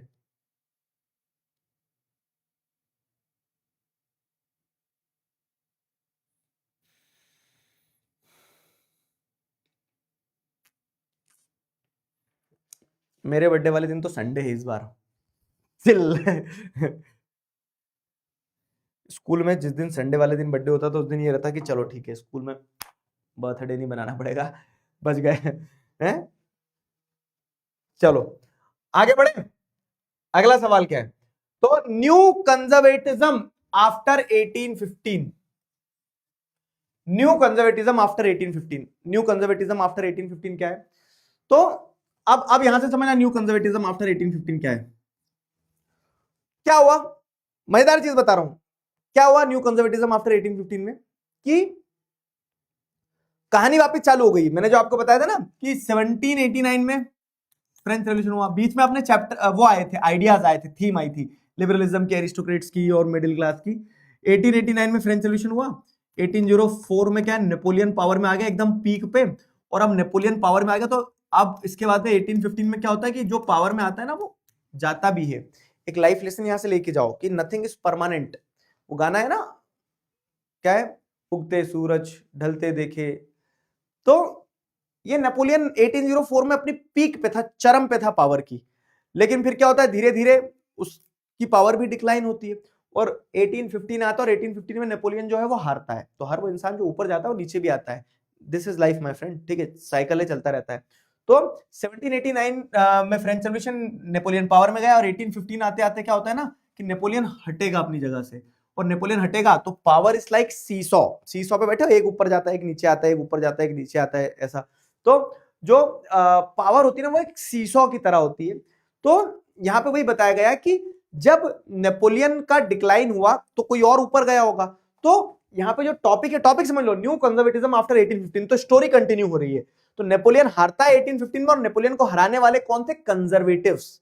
अब आपके दिमाग में आएगा कि कंजर्वेटिव्स कौन है, तो सबसे पहले ये समझ लो कि कंजर्वेटिव्स कौन है। न्यू कंजर्वेटिव्स की अगर बात करें तो कंजर्वेटिव्स कौन है? ये है कंजर्वेटिव्स, ठीक है। तो कंजर्वेटिव्स जो है वो रूलिंग क्लास के लोग थे, जो मोनार्क्स जिन्हें कहा जाता है ना। तो नेपोलियन ने, जैसे तुम्हें ध्यान हो तो नेपोलियन ने अलग अलग जगह जाके लोगों को हराया था, अलग अलग कंट्रीज में, पोलैंड में और इनमें सब में जाके लोगों को हराता चला गया था नेपोलियन। तो जब लोगों को हराता चला गया था नेपोलियन, तो ऐसा नहीं है कि नेपोलियन अजय था कि उसे कोई हरा नहीं सकता है। नेपोलियन को भी घेर के मारा 1815 में, किसने? पर्ब नेशंस ने। पर्ब नेशन एक ट्रिक है याद रखने की, प्रूशिया, ऑस्ट्रिया, रशिया और Britain.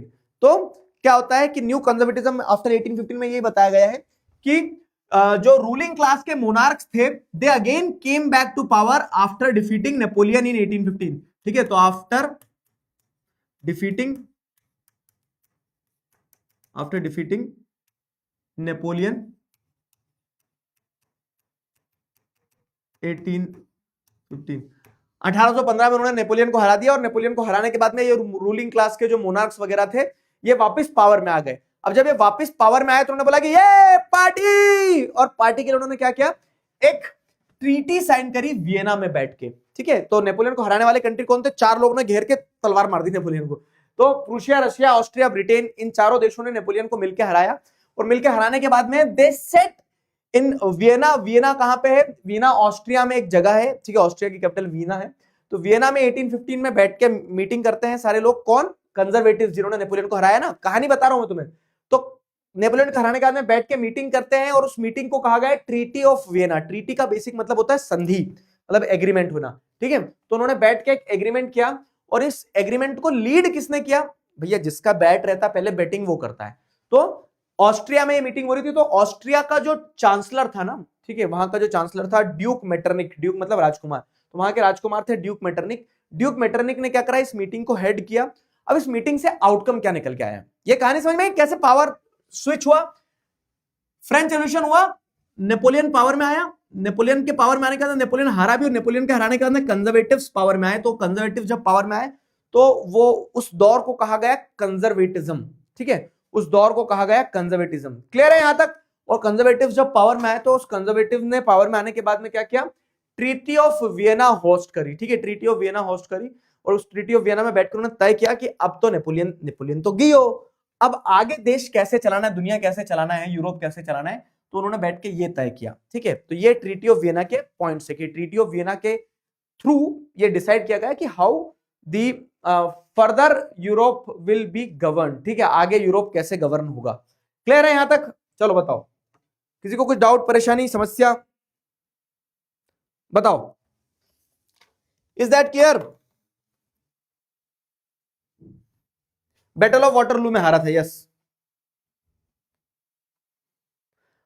Prussia, Austria, Russia, Britain, ये है परब नेशंस, ठीक है। कोमलप्रीत कौर, पोल आएगा बेटा, पोल आएगा अभी। तो अब जब इन्होंने बैठ के मीटिंग करी ट्रीटी ऑफ वियना में, तो एक और डायरेक्ट क्वेश्चन आपका यहां पे ये बनता है, ठीक है, एक और डायरेक्ट क्वेश्चन आपका ये बनता है, ट्रीटी ऑफ वियना,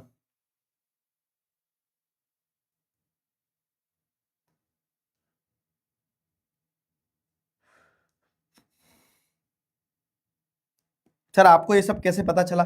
वो क्या ना बेटा, उस समय पे मैं उधर ही था यूरोप में, तो मैंने सारा लिख लिया था बुक में, तो मुझे ध्यान है, इसलिए तो मैं तुम्हें एसएसटी पढ़ा रहा हूं, क्योंकि मुझे सब पता है ना। आ जाओ।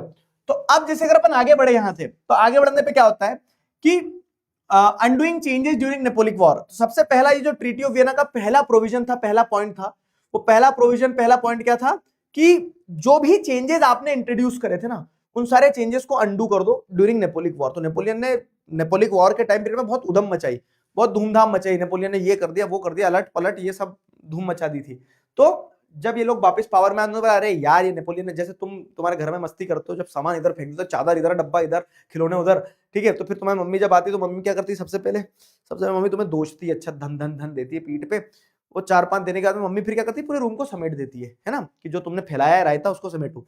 तो यही ट्रीटी ऑफ वियना में पहली चीज तो क्या थी, ऑब्जेक्टिव ये था कि जो नेपोलिक वॉर, जब नेपोलियन लड़ाई लड़ रहा था, तो नेपोलिक वॉर के टाइम पीरियड में उसने जो जो चेंजेस इंट्रोड्यूस किए थे, उन सारे चेंजेस को अंडू किया जाए, ठीक है, अंडू कर दिया।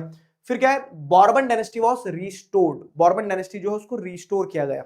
फाइन, जो बॉर्बन डायनेस्टी थी, बॉर्बन डायनेस्टी कौन सी डायनेस्टी थी, जो नेपोलियन ने हटाई थी ना, नेपोलियन फ्रांस में जो डायनेस्टी थी वो बॉर्बन डायनेस्टी थी, लुई 16 वाली, वही डायनेस्टी चली आ रही थी। तो उस डायनेस्टी को तो नेपोलियन ने हटा दिया था पूरी तरह से, चल भाग ऐसा करके। तो उसी डायनेस्टी के राजा को, लुई फिलिप को फिर से बैठाया गया, मतलब उसका भतीजा था लुई 16 का, ठीक है, तो उसको फिर से पावर में बिठाया गया। Bourbon dynasty was restored. फिर क्या है, फ्रांस लॉस्ट इट्स टेरिटरीज। तो नेपोलियन के अंडर में फ्रांस फूल के गुब्बारा हो गया था, ठीक है, नेपोलियन के अंडर में फ्रांस जो है फूल के गुब्बारा हो गया था। तो उसी फ्रांस को क्या किया गया, फिर कंप्रेस किया गया, उसी फ्रांस को फिर बाद में क्या किया गया, कंप्रेस किया गया। कैसे कि जो फ्रांस ने टेरिटरीज एक्सपैंड करी थी ना अंडर द नेपोलियन, उन सारी टेरिटरीज को फिर से रिस्टोर किया गया, ठीक है। उन फ्रांस से टेरिटरी छुड़ा ली, टेरिटरी मतलब जगह, वो फ्रांस से वो जगह छुड़ा ली जो नेपोलियन के टाइम पे एक्सपैंड हुई थी। फिर क्या है, अब उनको पता था फ्रांस है तो बदमाश, ठीक है, फ्रांस के लोगों खून में ही क्या है ना, बदमाशी है। तो उन्होंने बोला कि ये फ्रांस की इतनी बड़ी टेरिटरी जैसे फैला ली थी, तो उन्होंने बोला जो ओरिजिनल फ्रांस था उतना ही बड़ा कर दो वापस इसको, और उसके बाद में आगे ये और ना फैले। तो इसीलिए क्या है, इसीलिए series of states were set up on the border of France.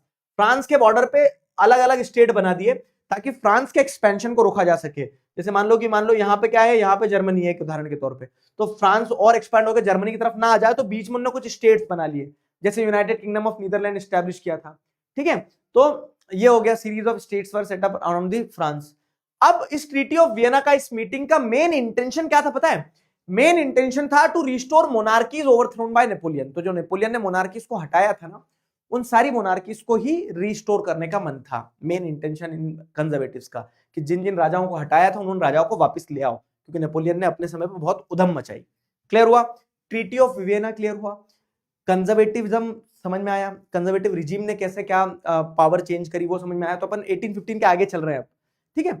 अब लेकिन क्या होता है ना कि जो कंजर्वेटिव्स पावर में आए तो अब लोग जो थे ना, जैसे बोलते हैं ना कि एक बार जब शेर के दाढ़ खून लग जाता है ना तो फिर शेर आदमखोर बन जाता है। तो अब लोगों ने आजादी का स्वाद चख लिया था, मॉडर्न चेंजेस को समझ लिया था, और ये कंजर्वेटिव जो वापस पावर में आए तो कंजर्वेटिव वही अपना पुराना सिस्टम चलाना चाह रहे थे।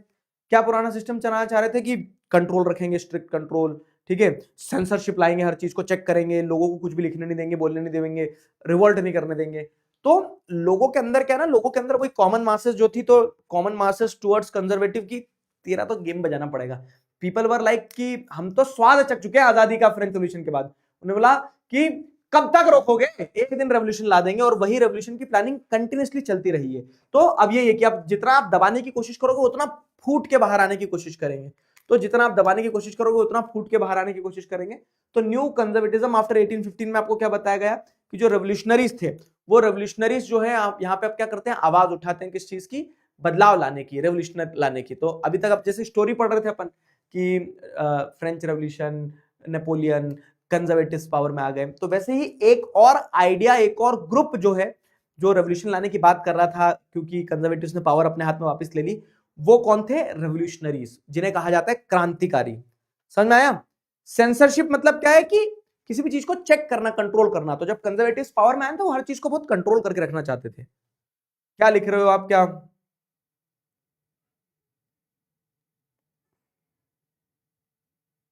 ठीक है? क्लियर हुआ यहां तक?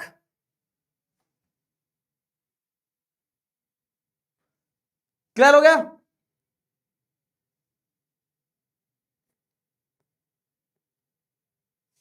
सीरीज ऑफ स्टेट्स वर, हाँ ये वर कर देता हूं, series of states were. Clear हुआ?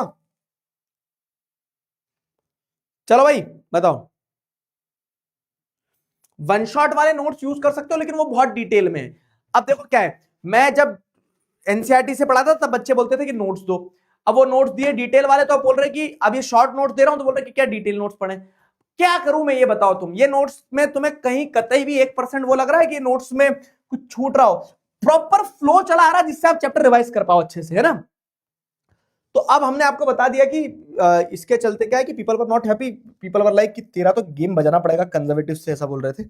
और इसीलिए लोगों ने क्या किया, रेवोल्यूशनरी सोसाइटीज बनाना शुरू हुई। रेवोल्यूशनरी का मतलब क्या होता है?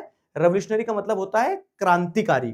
तो जैसे क्या होता है कि जब स्ट्रिक्ट कंट्रोल किया जा रहा था तो जो नेशनलिस्ट लोग थे वो सब अंडरग्राउंड हो गए, उनको डर लग रहा था कंजर्वेटिव्स बहुत मारेंगे अब।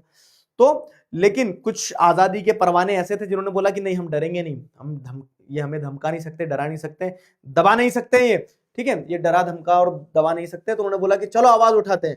और आवाज उठाने के लिए उन्होंने क्या किया फिर, ठीक है, तो उन्होंने बहुत सारी सीक्रेट सोसाइटीज वगैरह बनाना शुरू करी, ठीक है। Many secret societies sprang up. Secret societies मतलब कि जो रेवोल्यूशनरीज थे, क्रांतिकारी जो थे, तो ये चुपचाप अंडरग्राउंड होके ग्रुप्स बनाना शुरू कर दिया इन्होंने। और ये चुपचाप अंडरग्राउंड होकर ग्रुप्स बना रहे थे, तो इन ग्रुप्स का मेन ऑब्जेक्टिव क्या होता था? To overthrow monarchy.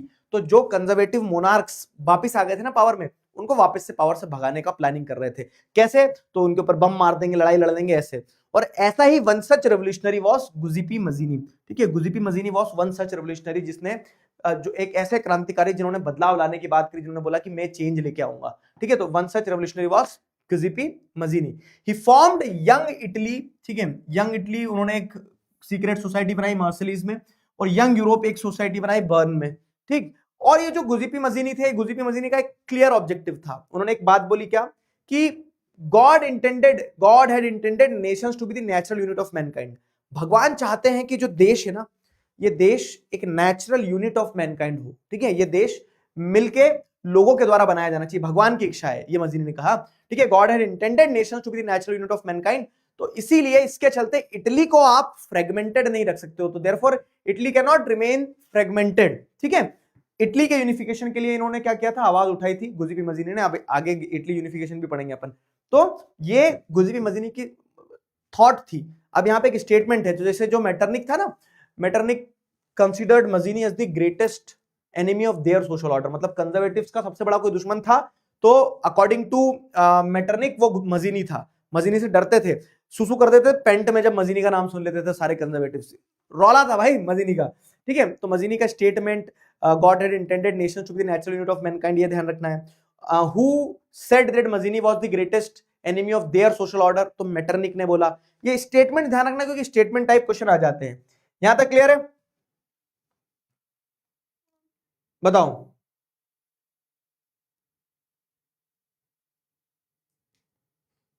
हाँ, जिनने एनसीईआरटी नहीं पढ़ी है वो नोट्स पढ़ सकते हैं बाबू। एरिस्टोक्रेट ने क्या बुरा किया? एरिस्टोक्रेट ने ये बुरा किया ना कि वो राजाशाही परिवार के लोग थे जो आम आदमी का खून चूस रहे थे, प्रिविलेजेस एंजॉय करते थे, उन्हें मतलब उनके राइट से डिनाई करते थे, ऐसा प्रिविलेजेस बाय बर्थ एंजॉय करते थे। समझ में आया? क्लियर हुआ?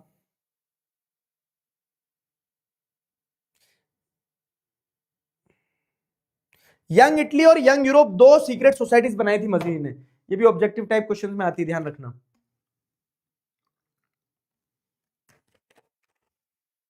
फाइन।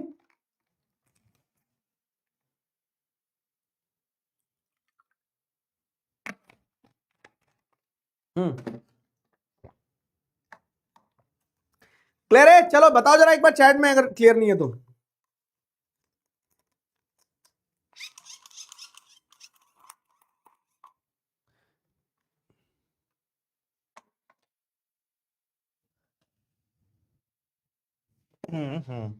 चलो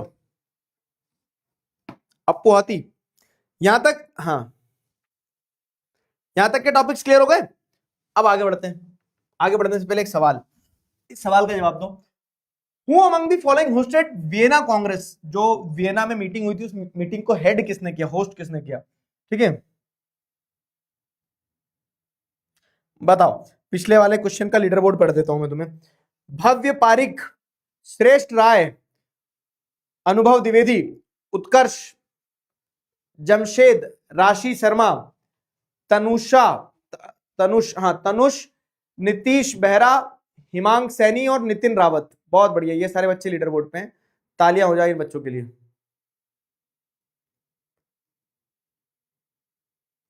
आपका पानी खत्म हो गया तो क्लास भी खत्म कर दो, पानी भर दूंगा अभी तो फिर क्लास भी बढ़ जाएगी। रुक जा बेटा, अभी पानी भरता हूं। इस क्वेश्चन का आंसर दो जल्दी बाबू। अर्नेस्ट रेनान ने नहीं किया था, भग जा।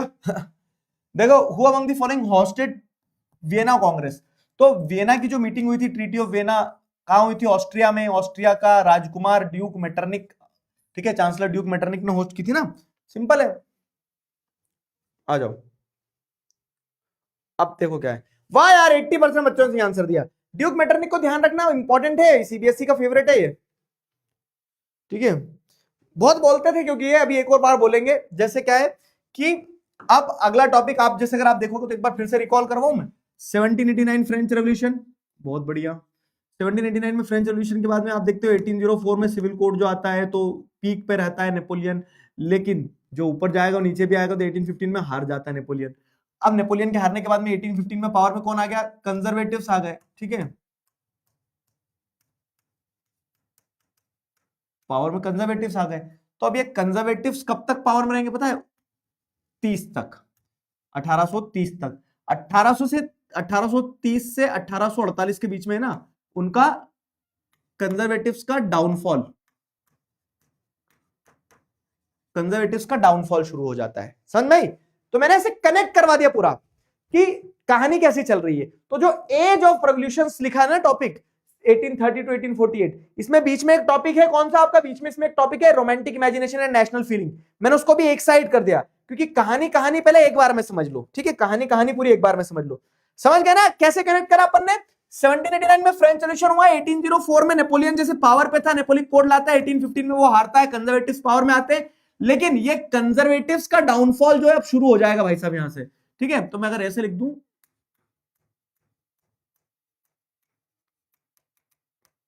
कंजर्वेटिव्स का डाउनफॉल यहां से शुरू हो जाएगा, ठीक है,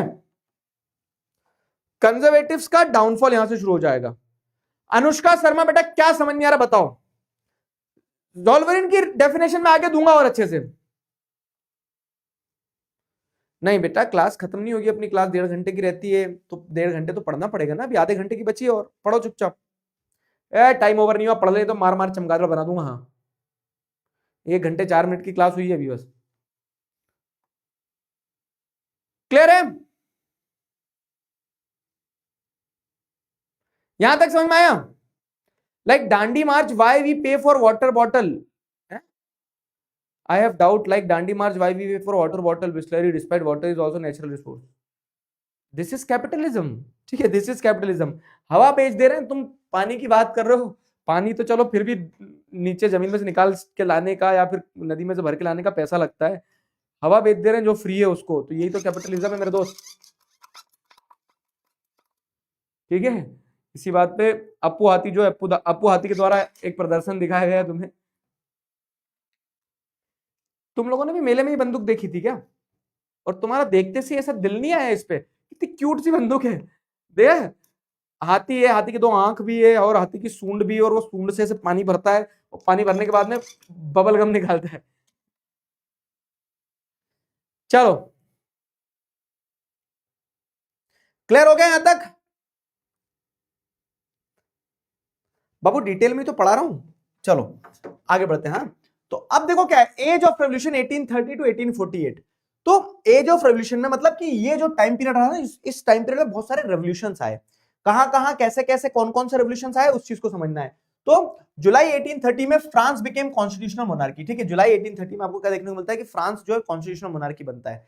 फ्रांस कॉन्स्टिट्यूशनल मोनार्की क्यों बनता है? क्योंकि आप देखो 1815 में तो वो बॉर्बन डायनेस्टी को रिस्टोर कर लिया था, लेकिन बॉर्बन डायनेस्टी को रिस्टोर करने के बाद में क्या उसको हटाया भी तो सही। तो बॉर्बन डायनेस्टी को रिस्टोर कर लिया था 1815 में, लेकिन दी सेम डायनेस्टी जो है उसके अगेंस्ट में लोगों ने रिवॉल्ट किया, और राजा जो उस समय लुई फिलिप था, तो राजा से बोला सुन मेरी बात, तेरे चाचा जी को ताऊ जी को तो मारा था हमने, तेरे को भी मारेंगे, चमगादड़ बना देंगे तेरा, तो इट्स बेटर कि तुम क्या बन जाओ, मोनार्क से कॉन्स्टिट्यूशनल मोनार्क बन जाओ। कॉन्स्टिट्यूशनल मोनार्क क्या? तो हटाया नहीं राजा को पूरी तरह से।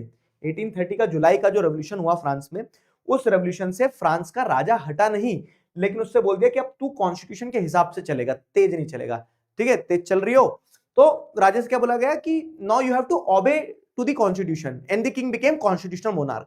समझ में आया? तो जुलाई 1830 ये हो गया, जुलाई 1830।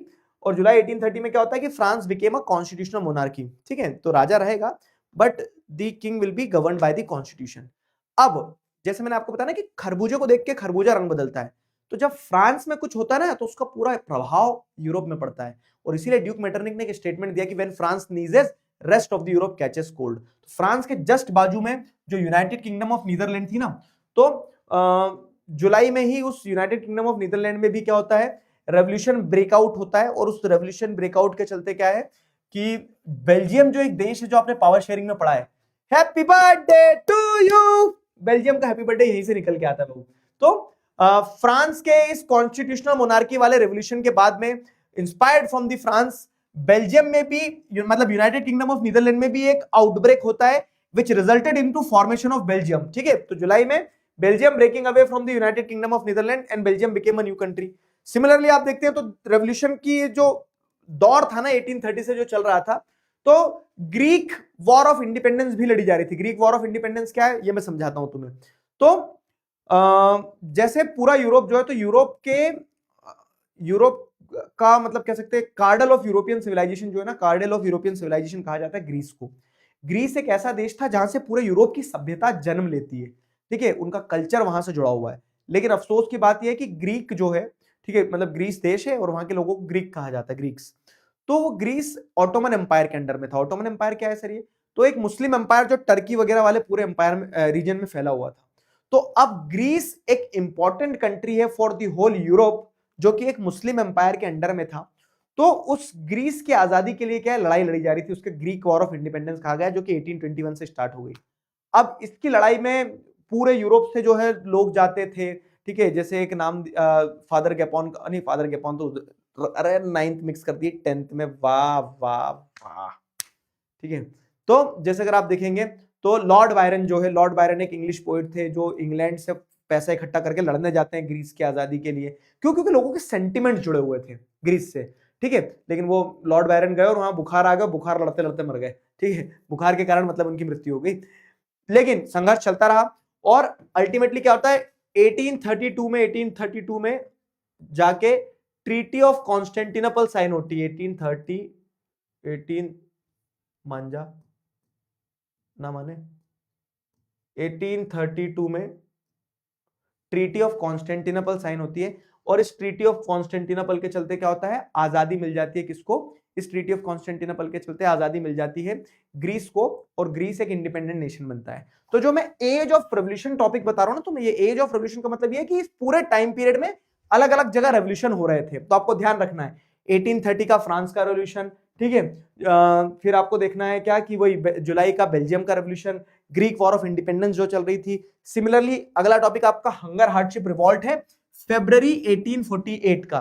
तो जो फ्रांस, आपको ध्यान है 1830 में जो फ्रांस कॉन्स्टिट्यूशनल मोनार्क बना था, उस फ्रांस में स्थिति और बद से बदतर होती जा रही थी। क्यों?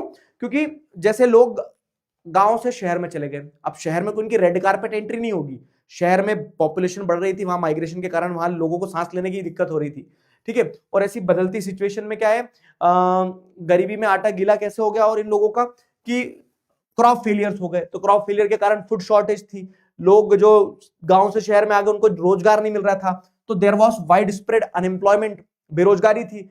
अब बेरोजगारी थी, माइग्रेशन था, फूड शॉर्टेज थी, क्रॉप फेलियर थी, और इन्हीं सारी चीजों के चलते this led to the abdication of Louis Philippe. तो जो लुई फिलिप पहले कॉन्स्टिट्यूशनल मोनार्क बना था, तो वो सिंपल रूल है ये कि जब जनता आक्रोश में रहती तो जनता देखती किसको मार दे, किसको मार दे, राजा, राजा के पीछे लग जाती है। तो पहले फ्रांस में जो 1789 में फ्रेंच रेवोल्यूशन हुआ था वो भी ऐसे ही हुआ था, और ये 1848 में जो लुई फिलिप उस समय राजा बनके बैठा था कॉन्स्टिट्यूशन मोनार्क, उसके अगेंस्ट में भी लोगों ने हंगर हार्डशिप के चलते रिवॉल्ट कर दिया कि भुखमरी है, लोगों को हार्डशिप्स फेस करना पड़ रही है, राजा, ठीक है।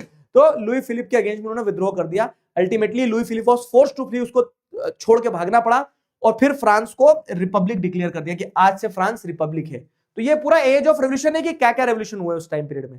फ्रांस को रिपब्लिक डिक्लेयर कर दिया, and republic was established in France, right to work वगैरह दिया, लोगों को क्या काम देंगे, सीधी चीजें सुधर जाएगी। लेकिन राजा बेचारा आहुति बन गया, ठीक है, हवन में। वैसे ही रेवोल्यूशन जैसे अगर आप देखो तो 1845 में सिलिशिया में भी रिवॉल्ट के बारे में बताया गया। अब सिलिशिया क्या है ये, तो सिलिशिया की अगर बात करें तो उस समय का जो प्रूशियन एम्पायर था और आज का जो पोलैंड और चेकोस्लोवाकिया और चेक रिपब्लिक वाला जो रीजन है, उस रीजन में एक जगह थी सिलिशिया, ठीक है। उस समय का जो प्रूशियन एम्पायर था वहां पे एक जगह थी सिलिशिया। अब सिलिशिया में क्या है ना, यहाँ पे वीवर्स रहते थे, जो वीवर्स कपड़े वपड़े बुनते हैं। तो कॉन्ट्रैक्टर्स जो है ना, वो कॉन्ट्रैक्टर्स जो है वो वीवर्स को कम पेमेंट दे रहे थे, ठीक है। तो when the payments of the weavers were reduced, ठीक है, तो उसके चलते वीवर्स के अंदर गुस्सा आया और वीवर्स ने भी एक रिवॉल्ट करा था सिलिशिया में। और देखो ये रिवॉल्ट राजा के अगेंस्ट नहीं है कहीं, ये अमीर कॉन्ट्रैक्टर्स के अगेंस्ट था जो पीजेंट्स की पेमेंट्स को रिड्यूस कर रहे थे। तो पीजेंट्स ने भी एक वीवर्स ने भी एक रिवॉल्ट कर दिया अगेंस्ट दी कॉन्ट्रैक्टर्स। तो ये इस पूरे टाइम फ्रेम में जो जो रिवॉल्ट्स हुए उनके बारे में बताया गया है। सिमिलरली एक और रिवॉल्ट जैसे देखोगे तो the revolt of 1848, the revolution of liberals in German region. तो अभी तक आप देख रहे हैं कि हाँ, पुअर पीपल, जैसे यहाँ पे हंगर हार्डशिप रिवॉल्ट में भी पुअर पीपल ने रिवॉल्ट किया है, ठीक है। तो क्या सिर्फ गरीब व्यक्ति रिवॉल्ट कर रहा था? नहीं, पढ़े लिखे लोग, लिबरल्स जो थे ना, एजुकेटेड लिबरल्स जो थे, वो भी रिवॉल्ट कर रहे थे। तो 1848 का द रेवोल्यूशन ऑफ लिबरल्स अपन पढ़ेंगे, ठीक है। 1848 का द रेवोल्यूशन ऑफ लिबरल्स पढ़ेंगे। पहले बताओ यहां तक समझ में आ गया? 1848 का रेवोल्यूशन ऑफ, अबे टाइम कोई नहीं हुआ, पढ़ लो चुपचाप। आ गया ब्रह्मास्त्र, बहुत बढ़िया।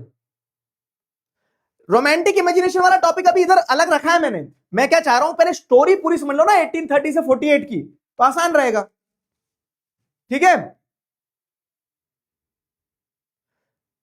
मैंने तुम्हारी बात करवा दी बेटा प्रशांत भैया, तुम लेट आए क्लास में, क्लियर हुआ? लिबरल नेशनलिज्म का मतलब यह है कि जो लोग खुले विचार वाले थे, वही पॉलिटिकल और इकोनॉमिक सेंस में फ्रीडम चाहते थे, और वो देश बनाने की जब बात करेंगे ना तो वो लिबरल्स है, ठीक है, वो लिबरल नेशनलिज्म दर्शाता है। तो जैसे आप देखेंगे तो जर्मनी के अंदर, जर्मनी भी उस समय जर्मनी नहीं था, उस समय प्रूशियन एम्पायर हुआ करता था। तो प्रूशियन एम्पायर के अंदर जो लिबरल्स थे, they demanded constitutionalism and national unification. उन्होंने बोला कि राजा जी एक कॉन्स्टिट्यूशन ले लो, उस कॉन्स्टिट्यूशन के हिसाब से देश चलाना, क्या अपने मनमर्जी की चला रहे हो। ठीक है। तो लिबरल्स जो थे उस समय पे 1848 में, they demanded constitutionalism and national unification, और कंट्री बनाते हैं एक अपन, ठीक है। लेकिन क्या होता है ना, लेकिन आपको देखने को मिलता है कि जब ये लिबरल, क्योंकि उन्होंने देखा है कि यार फ्रांस में रेवोल्यूशन आ रहा है, बेल्जियम में रेवोल्यूशन आ रहा है, ग्रीस आजाद हो गया है, तो बहती गंगा में हम भी हाथ धोले, ठीक है। तो दे डिमांडेड, जो लिबरल्स थे ना, liberals of the Prussian empire German region, उन्होंने डिमांड करी कि कॉन्स्टिट्यूशन होना चाहिए और नेशनल यूनिफिकेशन होना चाहिए। और इसी के चलते उन्होंने एक इलेक्टेड असेंबली बनाई, उन्होंने अपनी क्या असेंबली बनाई, ऑल जर्मन नेशनल असेंबली। और उस ऑल जर्मन नेशनल असेंबली को वो फ्रैंकफर्ट पार्लियामेंट की तरफ ले गए, फ्रैंकफर्ट पार्लियामेंट की तरफ ले गए, मतलब कि ऑल जर्मन नेशनल असेंबली बना के वो फ्रैंकफर्ट एक जगह है, वहां पे पार्लियामेंट थी सेंट पॉल चर्च में। तो उस ये सेंट पॉल चर्च में वो पार्लियामेंट में जाते हैं, कॉन्स्टिट्यूशन लेके जाते हैं कि राजा को बोलेंगे कि राजा जी गले में घंटी बांध दे क्या तुम्हारी, मतलब कॉन्स्टिट्यूशन बांध दे क्या तुम्हारे गले में एक, ठीक है। They drafted a constitution, but their constitution was rejected by Friedrich Wilhelm four. तो उस समय पे प्रूशिया का राजा था फ्रेडरिक विल्हेम फोर। तो फ्रेडरिक विल्हेम फोर ने बोला है चलो हटा सावन की घटा, नल गए बाल्टी हटा, ठीक है। उन्होंने उन्होंने इन जो लिबरल्स जो कॉन्स्टिट्यूशन लेके आए थे ना, उन लिबरल्स को भगा दिया, बोल दिया कि नहीं तुम्हारी नहीं मानूंगा मैं, ठीक है। क्यों नहीं मानूंगा, मुझे नहीं चाहिए अपने ऊपर कोई रिस्ट्रिक्शंस, तुम कॉन्स्टिट्यूशन से मुझे बांधना चाह रहे हो, ठीक है, why should I limit my power. तो जो लिबरल्स था, लिबरल्स का रिवॉल्ट वहीं सप्रेस कर दिया गया। अब इस रिवॉल्ट में, जो रिवॉल्ट लिबरल्स ने किया था 1848 का, उसमें आप देखोगे तो ये रिवॉल्ट एक तरह से फेलियर था। People were not able to convince the king to adopt the constitution. लोग राजा को कन्विंस नहीं कर पाए कॉन्स्टिट्यूशन अडॉप्ट करने के लिए। लेकिन लेकिन लेकिन लेकिन लोग राजा को कन्विंस नहीं कर पाए कॉन्स्टिट्यूशन वो करने के लिए। लेकिन आपको क्या देखने को मिलता है, लेकिन सारे राजाओं को यह समझ में आ गया कि आज अपन ने भगा दिया है, कब तक भगाएंगे, एक ना एक दिन तो रिवॉल्ट होके रहेगा, ठीक है। और इस पूरे रिवॉल्ट में देखो वुमेन ने भी पार्टिसिपेट किया, लेकिन वुमेन को क्या है कि ऊपर छज्जे पे खड़ा करवा दिया, बोल दिया women were said to stand in the corridors, ये जो बालकनी रीजन है इसमें खड़ा कर दिया, उनको बोल दिया कि आपने बहुत अच्छे से पार्टिसिपेट किया, now you can stand here as spectators, खड़े होकर देखो। विमेन के राइट्स और उनकी पोजीशन बहुत ज्यादा सुधरी नहीं, लेकिन विमेन ने भी पार्टिसिपेट किया था इस 1848 के लिबरल जर्मन रेवोल्यूशन में भी, ठीक है। क्लियर हुआ? तो ये 1830 से 48 तक की कहानी हो गई है। एक बार रिकॉल करें तो अपन ने फ्रेंच रेवोल्यूशन देखा, कैसे नेपोलिक कोड आया वो देखा, नेपोलिक कोड के बाद में कैसे नेपोलियन हारता है, कंजर्वेटिव पावर में आते वो देखा, कंजर्वेटिव पावर में आने के बाद में कंजर्वेटिव पावर में आने के बाद में कंजर्वेटिव्स भी खत्म होते हैं, क्यों? क्योंकि जो एज ऑफ रेवोल्यूशन था 1830 से 48 उसमें कितने चेंजेस आए वो देखा अपन ने। अब ये तो कहानी चल रही, इस कहानी के पैरेलल में अपन ने लिबरलिज्म के बारे में जाना, एरिस्टोक्रेट्स के बारे में, मिडिल क्लास के बारे में, ठीक है। तो ये सारी आइडियोलॉजी के बारे में जाना। तो वैसी ही एक और आइडियोलॉजी है रोमांटिसिज्म। ला ला ला ला ला चाटा मारूंगा। ये रोमांटिसिज्म जो आइडियोलॉजी, ये आइडियोलॉजी क्या है इसे समझते हैं अपन, ठीक है। जैसे अभी तक लिबरलिज्म, एरिस्टोक्रेसी, ये सारी आइडियोलॉजीज अपन ने समझी है, ठीक है। तो वैसी ही एक और आइडियोलॉजी है, कौन सी? रोमांटिसिज्म। उस रोमांटिसिज्म वाली आइडियोलॉजी को पढ़ते हैं। क्लियर हुआ? नोट्स नोट्स आपको यही मिलेंगे ऐप पे। अबे बता दो जल्दी। कॉन्स्टिट्यूशनलिज्म का मतलब ये होता है दिव्यांग कि जर्मनी के लोग ये चाहते थे कि एक कॉन्स्टिट्यूशन हो और राजा उस कॉन्स्टिट्यूशन के हिसाब से चले, तेज ना चले, ठीक है।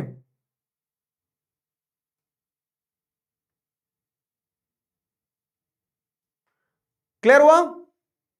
आइडियोलॉजी मतलब सोचने का तरीका।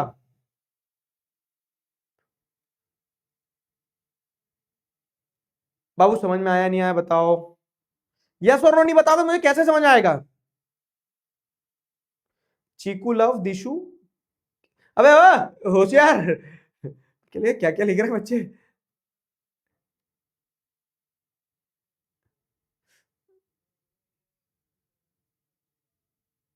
हैप्पी सिंह क्या दिक्कत है बेटा?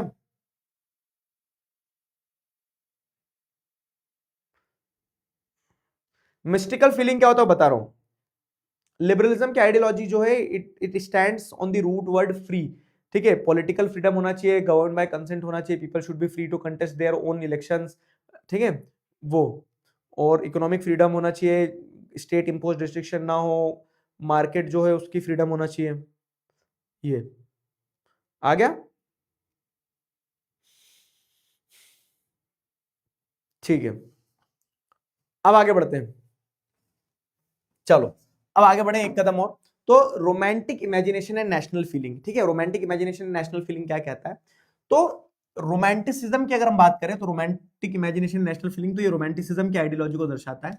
बेसिकली ये आइडियोलॉजी क्या कहती है, जैसे अगर देख रहे हैं अपन कि लड़ने, देश को देश बनाने के लिए कोई लड़ रहा है, कोई रेवोल्यूशन कर रहा है, रेवोल्यूशनरीज, ठीक है, कंजर्वेटिव्स पावर को अपने हाथ में लाने के लिए वापिस से क्या कर रही है, जैसे उन्होंने नेपोलियन वगैरह को हटा दिया। तो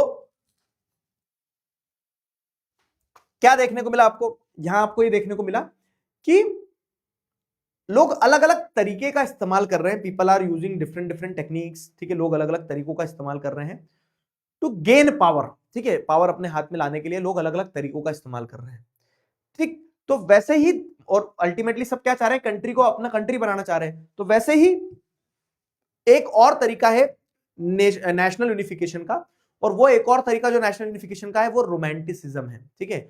उस एक और तरीके को क्या कहा गया है? रोमांटिसिज्म कहा गया है। तो वो रोमांटिसिज्म क्या है वो अपन को यहां समझना है, ठीक है, वो रोमांटिसिज्म क्या है वो अपने को यहां पे समझना है।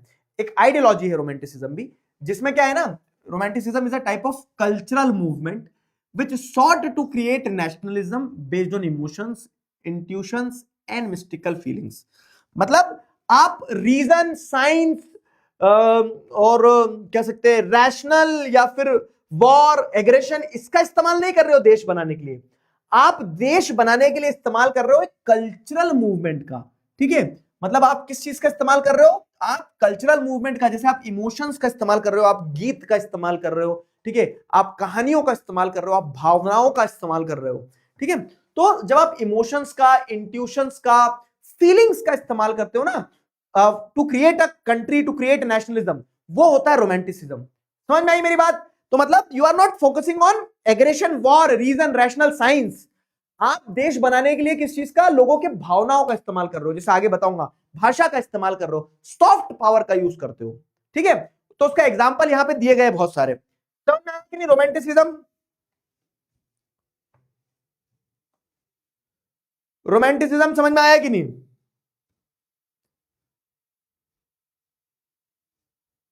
What was Giuseppe Mazzini's role in unification of Italy? He tried for the first time, मतलब बोल सकते हैं ना कि शुरुआती दौर में जिसने प्रयास किया तो वो गुजिपी मजीनी था।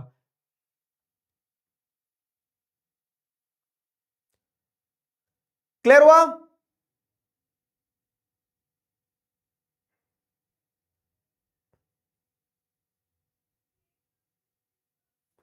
ठीक है,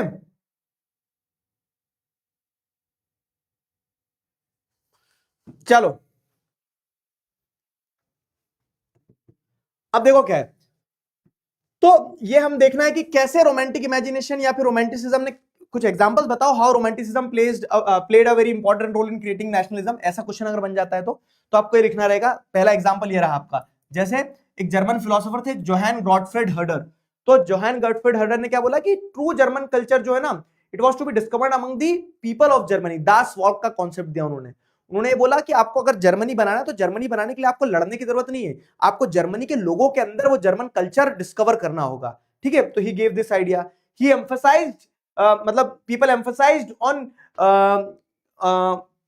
people special emphasis was given on operas, music, dance forms Poland after partition. तो ये अगला पॉइंट हो जाएगा, कैरोल कुरपुंस्की के साथ जोड़ के देखेंगे। जर्मन फिलोसोफर वाला पॉइंट ये है, आपको जो सिंपल ये बता रहा है कि जोहान गॉटफ्रीड हर्डर जो एक फिलोसोफर थे, उनका ये मानना था कि अगर आपको जर्मनी को एक देश बनाना है ना, तो जर्मनी के लोगों को बनाना होगा, ठीक है। जर्मनी के लोग जो उनके अंदर true German culture was among the German people, जो जर्मन वे ऑफ लाइफ है, जो जर्मन लैंग्वेज है, उसकी मदद से आप जर्मनी बना पाओगे, सिर्फ लड़ने भिड़ने से जर्मनी नहीं बनेगा। दूसरा अगर आप जैसे देखोगे तो क्या है, जैसे अगर आप देखेंगे तो पोलैंड जो है, तो पोलैंड के ऊपर कब्जा कर लिया था किसने? रशिया ने, ठीक है। पोलैंड के ऊपर कब्जा कर लिया था रशिया ने। तो ये दूसरा एग्जांपल है जो दर्शाता है कि पोलैंड के लोगों ने पोलैंड को जिंदा कैसे रखा, पता है? एज ए टेरिटरी तो रशिया के अंडर चले गया, लेकिन पोलैंड के लोगों ने पोलैंड को जिंदा रखा through operas, musics and dance forms, जैसे पोलेनेज हो गया, मजरूका हो गया, ठीक है। तो कैरोल कुरपुंस्की एक वो थे, कह सकते हैं म्यूजिशियनिस्ट, ठीक है। तो उन्होंने ओपेरा म्यूजिक्स वो होता है ना, गाना गाते चले जाते हैं, तो उस म्यूजिक का इस्तेमाल किया, ठीक है। डांस फॉर्म का इस्तेमाल किया, जैसे पोलेनेज और मजदूर का, ठीक है, ताकि नेशनलिज्म की फीलिंग जिंदा रख सके। जैसे बोलते हैं ना कि हमारा कल्चर जो है हमारी आइडेंटिटी होता है, तो यहाँ पे कल्चर की मदद से लोगों के अंदर वो राष्ट्रवाद की भावनाओं को जिंदा रखा गया।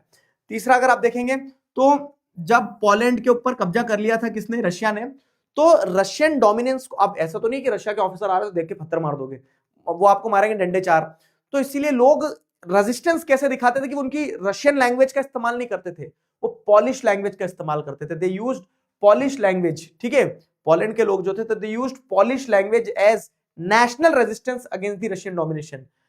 वैसे एक एग्जांपल दिया गया, जैसे जो ग्रिम ब्रदर्स थे, ग्रिम ब्रदर्स आप प्रिंट कल्चर वाले चैप्टर में आगे भी पढ़ोगे, हिस्ट्री के चैप्टर 5 में।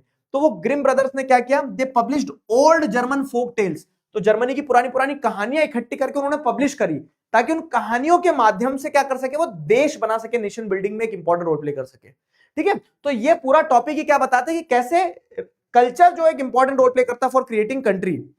ठीक है, कैसे कल्चर एक इंपॉर्टेंट रोल प्ले करता है फॉर क्रिएटिंग कंट्री, समझे। अब मुझे लग रहा है कि अब तुम लोग पता है आउट ऑफ कंट्रोल हो चुके, कुछ भी लिखे जा रहे हो चैट में।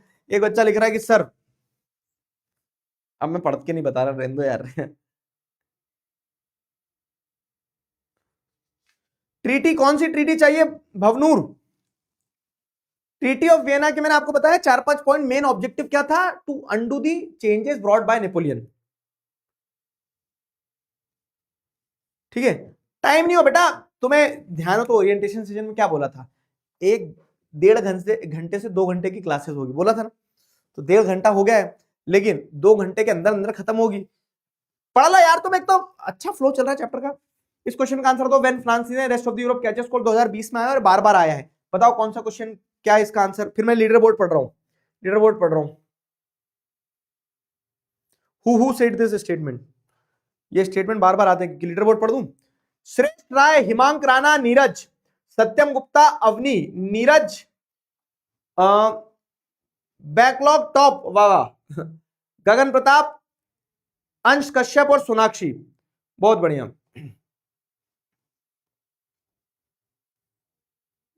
क्या लगता है 10 दिन से ब्रह्मास्त्र नहीं आया? आ जाएगा बेटा, कहीं नहीं जाएगा, ब्रह्मास्त्र घूम के तुम्हारे पास आएगा, और ब्रह्मास्त्र की जरूरत अपने को 15 तारीख को पड़ेगी, अभी है समय। कल सुनो, कल डाउट सॉल्विंग रहेगा, तो अभी तक जैसे हमारे 4 चैप्टर हो गए, ठीक है, every 5th class will be a doubt solving class, बताया था मैंने तुम्हें। तो अपन ये चारों चैप्टर के होमवर्क क्वेश्चंस के सोल्यूशन भी लेके आएंगे कल, और चारों चैप्टर में अगर कुछ डाउट है तो चैट में बताना भी तुम मुझे। तो कल अपन क्या करते हैं, ये डाउट सॉल्विंग क्लास जो है, इसमें कल चारों चैप्टर के डाउट्स लेते हैं ना। तो तुम्हें एक बार कोई अगर किसी को डाउट है, ये वो शॉर्ट नोट्स बनाए पर रिवीजन बोरिंग लगती है। रिवीजन सबसे बोरिंग चीज लगती है मेरे दोस्त, जितना आप बार बार रिवाइज करने को बोलेंगे आप, उतना आपको ऐसा लगेगा कि अरे यार फिर से पढ़ना पड़ेगा। लेकिन रिवीजन ही वो चीज है जो आपको क्या करेगी, सॉलिड बेस देगी, स्ट्रेंथ देगी। ठीक है, क्लियर हुआ?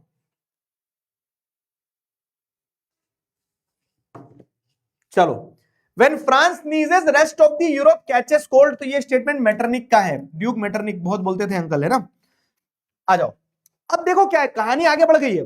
कहानी कहां से कहां तक आगे बढ़ गई है, तो 1789 रिकॉल करो, फ्रेंच रेवोल्यूशन, नेपोलियन पहुंच गया, नेपोलियन पावर में आया, नेपोलियन कोड लेके आया, नेपोलियन कोड लाने के बाद में नेपोलियन हारता भी है 1815 में।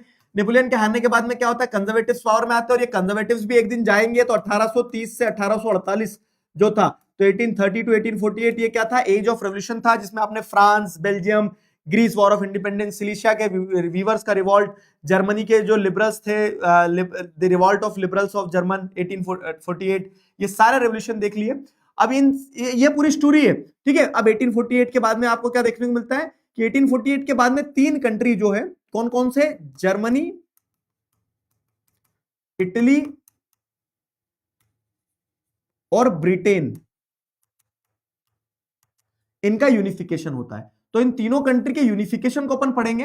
अब इसी के पैरेलल अपन ने आइडियोलॉजीज क्या क्या पढ़ ली, तो जैसे आइडियोलॉजीज में आप देखोगे तो आपने लिबरलिज्म के बारे में पढ़ा है ना, ध्यान आ रहा है, लिबरलिज्म के बारे में पढ़ा आपने रेवोल्यूशनरीज के बारे में, न्यू मिडिल क्लास वगैरह के बारे में पढ़ा आपने, और न्यू मिडिल क्लास वगैरह के बारे में पढ़ने के साथ साथ में आपने रेवोल्यूशनरीज हो गया, और आपने रेवोल्यूशनरीज के न्यू मिडिल क्लास वगैरह के बारे में पढ़ने के साथ साथ में आपने ये भी देखा भी रोमांटिसिज्म, तो ये सारी आइडियोलॉजीज भी पढ़ी है। तो अब अपने पास में अगला टॉपिक जो है इंपॉर्टेंट है, सीधा है, सटीक है, फटाक से कंप्लीट होगा। जर्मनी, इटली और ब्रिटेन, 3 देशों का यूनिफिकेशन देखना है आपको, ठीक है। तो अभी तक जितने जो यूनिफिकेशन रिवॉल्ट वगैरह हुए तो वो पुअर पीपल कर रहे हैं और वो विद्रोह से हो रहे हैं, लेकिन ये जर्मनी, इटली और ब्रिटेन का जो कंट्री बनाया गया है ना, इन कंट्री के कंट्री फॉर्मेशन में वहां के मोनार्क्स का एक इंपॉर्टेंट रोल रहा है। तो जैसे जर्मनी में देखें तो इनिशियली तो क्या है ना, मिलिट्री सेंटिमेंट जो थे वो अरोज हुए, लेकिन जो but Junkers of Prussia, Junkers मतलब कौन, जो रूलिंग क्लास के लोग थे, तो Junkers of Prussia repress German liberals, ठीक है। तो जो मतलब रूलिंग क्लास या फिर मिलिट्री के लोग कह लो, तो जो इनिशियल सेंटिमेंट्स लोगों के अंदर जागे थे ना कि देश बनाते हैं 1848 में, मैंने आपको बताया लिबरल्स के, तो जर्मन लिबरल्स को सप्रेस कर दिया जंकर्स ऑफ प्रुशिया ने, ठीक है। जो रूलिंग क्लास और आर्मी के लोग थे उन लोगों ने बोला चलो, वो जो कॉन्स्टिट्यूशन बना के लेके आए थे ना फ्रेडरिक विल्हेम फोर ने क्या बोला, बहुत मारूंगा, बैठ जाओ, कोई कॉन्स्टिट्यूशन नहीं चाहिए। लेकिन अब फ्रेडरिक विल्हेम फोर तो मर गए, उनके मर जाने के बाद में क्या है ना, उनके मर जाने के बाद में जो प्रूशिया था वो एम्पायर था, कंट्री नहीं था। एम्पायर मतलब क्या कि एक साम्राज्य है, ठीक है। कंट्री मतलब एक फिक्स्ड टेरिटरी वाला एक नेशन है।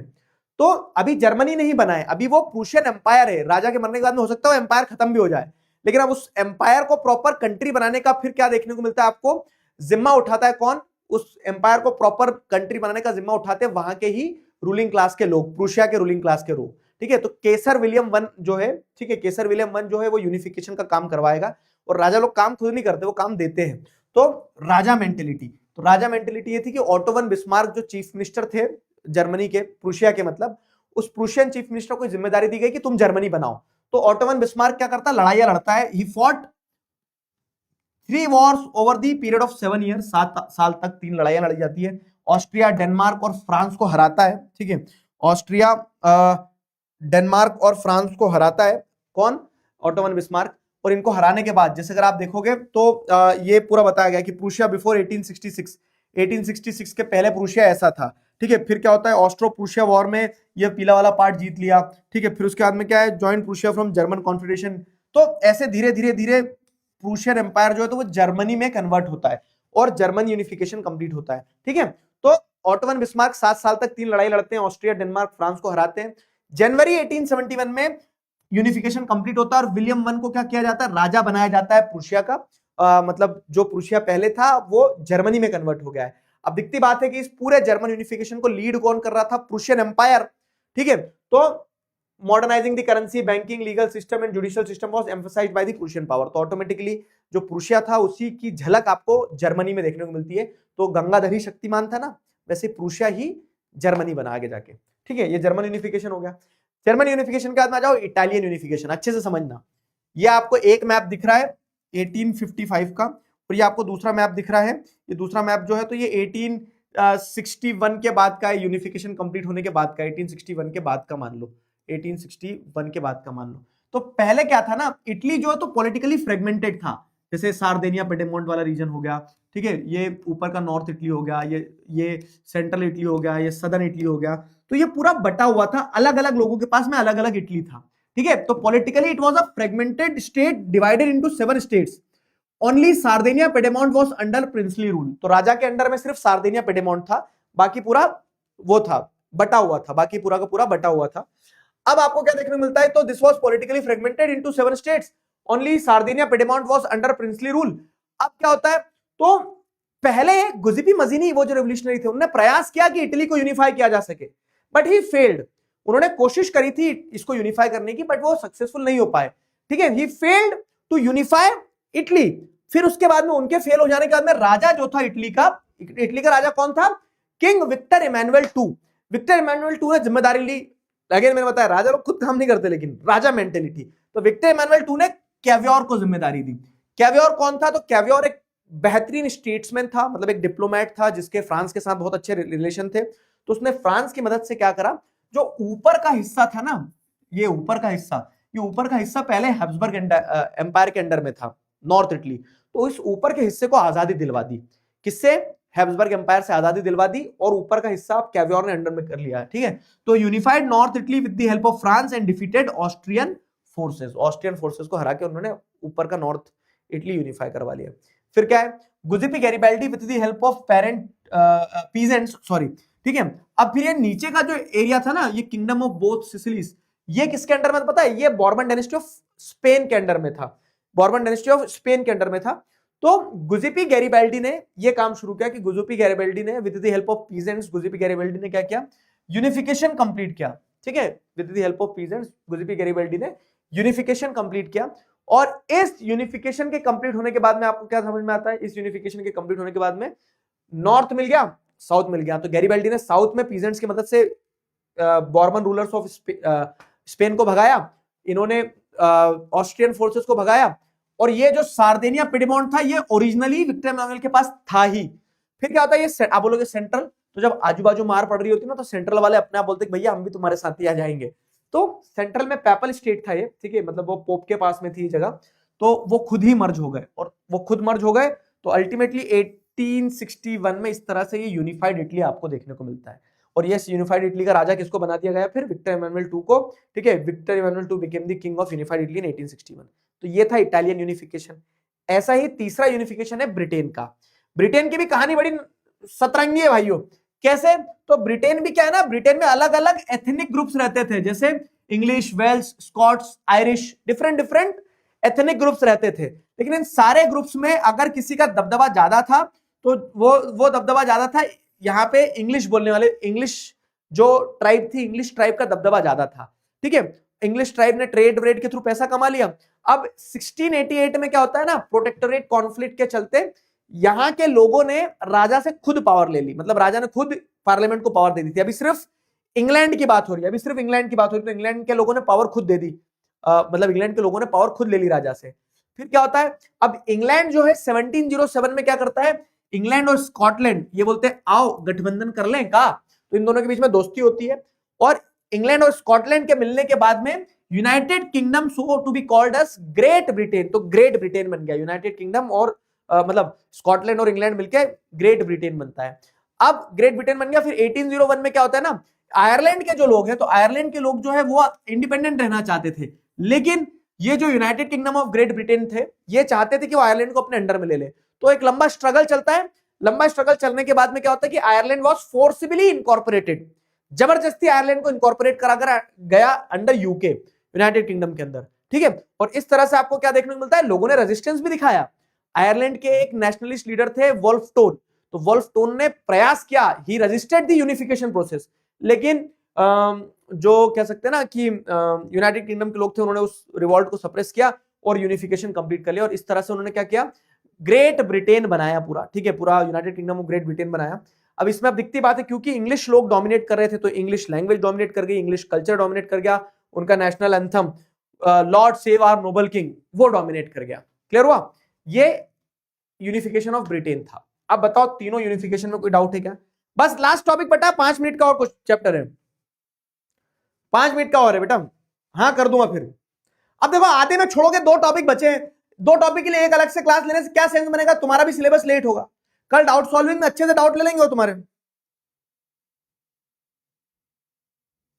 बताओ अभी क्या है ना, आयरलैंड में 2 पार्ट है, एक नदर्न आयरलैंड है और एक आयरलैंड कंट्री। तो northern Ireland is the part of Britain, ठीक है, और जो नीचे सदर्न आयरलैंड है वो एक अपने आप में आयरलैंड एक कंट्री है। चलो भाई इसी बात पे बबल गम उड़ा देते हैं, ठीक है। वॉशरूम कहीं नहीं जाना, अभी बैठे रहो जरा।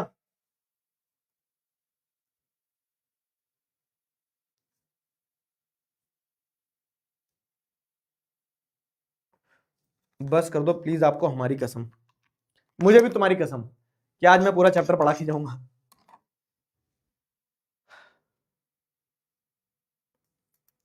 क्लियर हुआ? जर्मन से पहले इटली यूनिफाई हुआ था, यस यस, जर्मनी 1871 में हुआ था और इटालियन यूनिफिकेशन कंप्लीट हो गया था 1861 में। हाँ ध्यान रखना क्रोनोलॉजी में। आंसर पूछ रहा है, बहुत मारूंगा। हाँ अब मैंने इस पे पोल नहीं डाल रहे भैया, हम आंसर पूछ लिया। जैसे इसमें क्या देखो, French revolution, vena peace treaty 1815, ठीक है। यूनिफिकेशन ऑफ इटली कंप्लीट हो गया था 1861 में, फ्रेंच रेवोल्यूशन 1789 में। तो पहले क्या आना चाहिए, फर्स्ट तो फर्स्ट ही रहेगा, फिर फर्स्ट के फर्स्ट रहने के बाद में ऑब्वियस है नेपोलियंस इन्वेजन भी कुछ 17 इसमें ही होना चाहिए, 17 कुछ में ही होना चाहिए, मतलब 90 कुछ में, 70 90 कुछ में। तो 1 के बाद में 2 आएगा, 2 के बाद में 4 आएगा और 3 आएगा, तो ए होना चाहिए इसका राइट आंसर। कितने बच्चों ने ए लगाया? यस,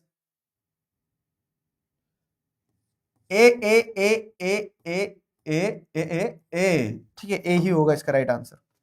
आगे बढ़ते हैं, विजुअलाइजिंग द नेशन। अब देखो दो टॉपिक बचे हैं बस। विजुअलाइजिंग द नेशन वाला टॉपिक क्या कहता है कि अगर हम बात करें किस चीज की, विजुअलाइजिंग द नेशन वाले टॉपिक में, कि आपने लड़ाई लड़ी, आपने देश बनाया, सब कुछ किया, लेकिन देश को आपको एक फेस देना पड़ता है। जैसे हम बोलते हैं ना भारत माता, तो भारत माता एक्चुअली में कहीं एग्जिस्ट नहीं करती है, लेकिन वो क्या है, वो that is our way of expressing और विजुअलाइजिंग द नेशन। वो हमारा एक तरीका है कि हम कैसे देश को, भारत माता को विजुअलाइज कर रहे हैं या फिर एक्सप्रेस कर रहे हैं ना, कि हाँ ये हमारा देश है, हमारी भारत माता है। समझ रहे हो मेरी बात? तो नेशंस को विजुअलाइज करना बहुत इंपॉर्टेंट है। Giving face to a nation is known as allegory creation. Allegory क्या है? तो एलेगरी मतलब ये है कि जब आप किसी क्वालिटी को कोई फेस दे देते हो, जैसे एक उदाहरण के तौर पे डर, भूत एक क्वालिटी है, डरना, और उस भूत को आपने फेस दे दिया है कि सफेद साड़ी पहना हुआ है, बड़ी टिकी लगी हुई है, तो वो क्या है ना, वो एलेगरी क्रिएशन है कि जब आप किसी एक इमोशन को, वो डर हो सकता है, उत्साह हो सकता है, जोश हो सकता है, उदास निराशा हो सकती है, तो जब आप किसी एक इमोशन को, when you are giving a face to an emotion, ठीक है, किसी एक इमोशन को जब आप फेस देने लगते हो, तो वो एलेगरी क्रिएशन होता है, उसी को एलेगरी कहा जाता है। समझ गए? उसी को एलेगरी कहा जाता है। एलेगरी समझ में आया? तो अब जैसे अगर अपन आगे बढ़े तो यहां समझना बाबू, हाँ अब नीचे आ जाओ। तो अगर अपन एलेगरी ये समझ लिया, विजुअलाइजिंग द नेशन, तो giving a face to the nation is known as allegory creation. अब अगर बात करें कहां, फ्रांस और जर्मनी, तो फ्रांस और जर्मनी में इसी तरह से क्या है ना कि during their nationalist struggles allegories were created. और क्या एलेगरीज बनाई गई थी? तो आपको देखने को मिलेगा कि फ्रांस में Marianne was created as the allegory, मतलब चौराहे पे फ्रांस में जगह जगह ऐसे बूथ लगा दिए गए, और वो मैरियन जो है, तो मैरियन क्या थी, मैरियन फ्रांस की, मतलब एक रेड कैप पहना हुआ एक बूथ रहेगा, रेड कैप पहना है, यहाँ पे एक कोकैड लगा, एक फुंदा लगा हुआ है, और वो जो स्टैच्यू थे वो लिबर्टी और रिपब्लिक को दर्शाते थे। वैसे ही जर्मनी में Germania become the allegory of Germany, जहां पे वो एक क्राउन पहनी हुई थी ओक लीव का, जो हीरोइज्म को दर्शाता था। तो इस तरह से क्या है, जब आप किसी एक क्वालिटी को क्या करते हो, पिक्चराइज कर देते हो, एक इमोशन को पिक्चराइज कर देते हो, तो वो एलेगरी कंस्ट्रक्शन होता है। जैसे इंडिया में भारत माता, तो भारत माता इंडिया के प्राइड को दर्शाती है, एक्चुअली में एग्जिस्ट नहीं करती है कोई। तुम ये मत सोचना कि जर्मेनिया एक लड़की थी जो लड़ने गई थी लड़ाई जर्मनी की आजादी में, नहीं, वो जस्ट एलेगरी क्रिएशन है। Got it? तो अब इसी तरह से आप जैसे देखेंगे तो बहुत सारे सिंबल्स का इस्तेमाल हुआ था। ब्रोकन चेन्स, ये ब्रोकन चेन्स जैसे आपको देखने को मिलेगी, कहां है, कहीं पिक्चर में दिख रही होगी, ये ब्रोकन चेन्स, ये ब्रोकन चेन्स आजादी दर्शाती है। ये 1 नंबर में क्योंकि क्वेश्चन आते हैं। ब्रेस्ट प्लेट विद ईगल, ये क्या है, royal symbol of German empire है, स्ट्रेंथ को दर्शाता है। Crown of oak leaves heroism को दर्शाता है। सॉर्ड जो है, ये तलवार, ये रेडीनेस टू फाइट को दर्शाती है, ठीक है, रेडीनेस टू फाइट को दर्शाती है। Olive branch around the sword, मतलब ये कि लड़ने के लिए भी तैयार है और शांति समझौते के लिए भी तैयार है, ठीक है। फिर क्या है, ब्लैक रेड एंड गोल्ड जो कलर है, ये black red and gold colour, ये जर्मन नेशनल कलर है एक तरह से, ठीक है, तो ये जर्मन नेशनल कलर हो गए।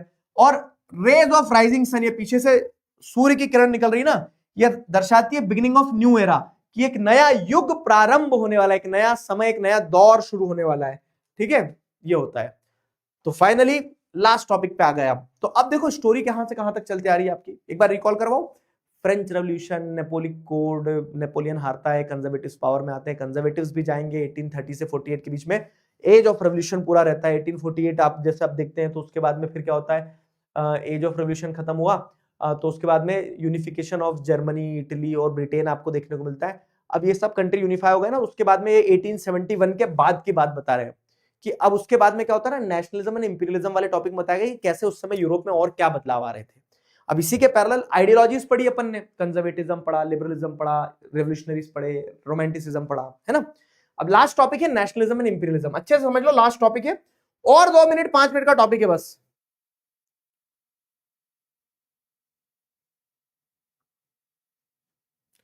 ठीक है,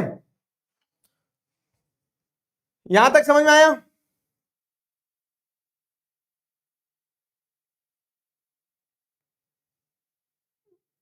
बताओ।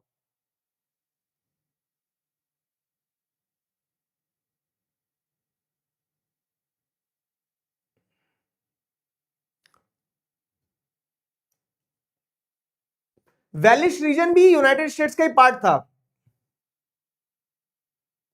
सत्याग्रह को रोमांटिसिज्म में इंक्लूड करेंगे? ना, मतलब बेसिकली रोमांटिसिज्म क्या है ना, कल्चर का इस्तेमाल कर रहे हो आप उनको, उनकी पुरानी, जैसे एग्जांपल के तौर पे अपन दोनों दोस्त थे ना, क्यों दोस्त थे कि जैसे ऐसा बोलेंगे अपन दोनों दोस्त थे ना, क्यों? क्योंकि अपन दोनों दिवाली एक जैसे मनाते हैं ना, तो हमारा कल्चर एक जैसा है ना, तो अपन दोनों दोस्त हैं ना, तो अपन दोनों को एक कंट्री बनाना चाहिए ना, ऐसा। तो आप कल्चर का इस्तेमाल कर रहे हो। Why only female allegory? Female allegory इसलिए ताकि आप क्या कर पाओ, फीमेल जो रहती है ना, तो वो मातृत्व को दर्शाती है, वो सॉफ्ट पावर को दर्शाती है, वो फेमिनिज्म के उस एस्पेक्ट को, जैसे क्या होता है ना कि मेल एलिगरी भी बना सकते थे, लेकिन जैसे जो बोलते हैं ना कि एक सॉफ्ट साइड पे ले जाते हुए आपको मातृत्व दर्शाना है, मातृत्व दर्शाना है, मतलब कि बोलते हैं ना एक मदरहुड, जिसके चलते कि सारे लोग कनेक्ट कर पाए बेटों की तरह, बच्चों की तरह, वैसा। तो वो इसीलिए फीमेल एलिगरीज बनाई जाती है। ठीक है,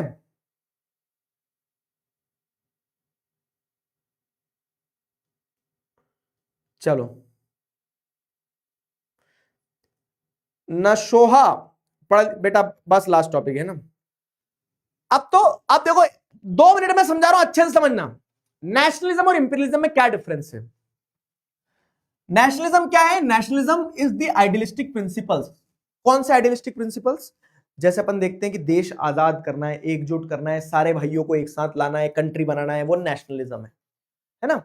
लेकिन जब आप देश आजाद करना है, एकजुट लाना है, सारे भाइयों को एक साथ करना है, एकजुट बनाना है, एक देश बनाना है, उस आइडियलिस्टिक प्रिंसिपल से ऊपर आ जाते हो और आप आपके देश के लिए तो ये सोचते हो कि देश बनाना है, मजबूत बनाना है, एक साथ रहना है, पावरफुल बनना है, और पावरफुल बनके दूसरे देशों को अपने को दबाना है, तो वो इंपीरियलिज्म हो जाता है। इसका एक एग्जांपल देता हूं कि मान लो मेरा बच्चा प्यारा है, मेरे प्यारे बच्चे, मेरे गुल्लू गुल्लू, है ना, तो मेरा बच्चा प्यारा है, जब ये पेरेंट बोलते हैं तो they are in line with nationalism कि मेरा देश प्यारा है, मेरा बच्चा प्यारा है, मेरा देश प्यारा है, वैसा, तो वो नेशनलिज्म दर्शाता है।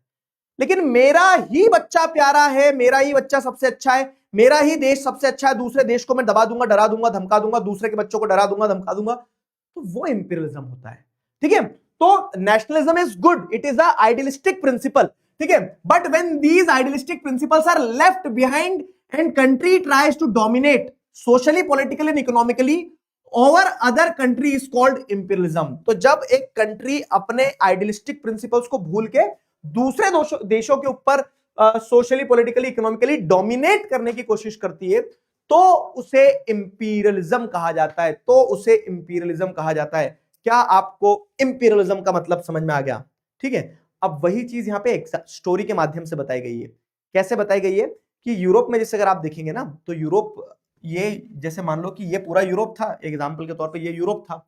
अब ये यूरोप जो है, तो इस यूरोप में क्या हुआ कि इस यूरोप में ये वाला जो रीजन था, ये वाला रीजन जो मैंने आपको बताया ना, जो ऑटोमन एम्पायर था, तो ये ऑटोमन एम्पायर के अंडर में कुछ यूरोपियन कंट्रीज थी, ऑटोमन एम्पायर के अंडर में कुछ यूरोपियन कंट्रीज थी। अब ऑटोमन एम्पायर क्या होता है ना, 1870s के बाद में ऑटोमन एम्पायर धीरे धीरे डिक्लाइन होता है। अब ऑटोमन एम्पायर जब डिक्लाइन होता है, तो ऑटोमन एम्पायर के अंडर में जो कंट्रीज थी यूरोप की, ठीक है, यूरोप की जो कुछ कंट्रीज ऑटोमन एम्पायर के अंडर में थी, उस पूरे रीजन को बाल्कन रीजन कहा जाता था। ठीक है, बाल्कन रीजन क्यों कहा जाता था? तो बाल्कन रीजन मतलब वो क्षेत्र का नाम बाल्कन था, बाल्कन क्षेत्र था। अब उस बाल्कन रीजन में जो कंट्रीज थे, तो अब क्योंकि ऑटोमन एम्पायर कमजोर हो रहा था, समझना, ऑटोमन एम्पायर कमजोर हो रहा था, तो इस बाल्कन रीजन के जो नेशंस थे वो अपनी इंडिपेंडेंस असर्ट कर रहे थे। तो अब अच्छे समझना, अब क्या हो रहा है कि सब देश अपना अपना आजाद होना चाह रहे थे, नेशनलिज्म। ऑटोमन एम्पायर कमजोर पड़ रहा था, तो ऑटोमन एम्पायर से दूर भाग भाग के छोटे छोटे कंट्रीज आजाद हो रहे थे, ठीक है, और वो आजाद होना चाह रहे थे, नेशनलिज्म, वो अपने आप को कंट्री बनाना चाह रहे थे, तो there was nationalism in them. लेकिन ये नेशनलिज्म एक टेंशन में कन्वर्ट हो जाता, क्योंकि मैं अपनी कंट्री बड़ी करना चाहूंगा, तो मेरे बाजू में जो देश आजाद हो रहा चाह रहा है, मैं उसकी टेरिटरी छुड़ाना चाहूंगा, तो मेरा nationalism is imperialism for them. तो एक नेशनलिस्ट टेंशन डेवलप हो गई। एक नेशनलिस्ट टेंशन डेवलप होती in Europe, in the Balkan reason. Balkan region में रहने वाले लोगों को स्लाव्स कहा जाता था, ध्यान रखना, ठीक है। तो अब होता क्या कि बाल्कन रीजन में नेशनलिस्ट टेंशन डेवलप हुई and the people started fighting among themself. तो वो जो छोटे छोटे कंट्री आजाद हो रहे थे, वो उनके बीच में आपस में लड़ाई मच गई। उनकी लड़ाई आपस में मच रही थी, वहां तक ठीक ही, बच्चे लड़ रहे हैं, कॉलोनी के लड़ने दो, लेकिन जब पापा मम्मी उतर जाते हैं उस लड़ाई में, तो लड़ाई फिर क्या, मोहल्ले में दंगे हो जाते हैं। और हुआ वही, तो ये छोटे छोटे कंट्री आपस में लड़ रहे थे बाल्कन रीजन के, ठीक है। तो after the disintegration of Ottoman empire, its members were ये स्पेलिंग गलत हो गया यहाँ, इट्स मेंबर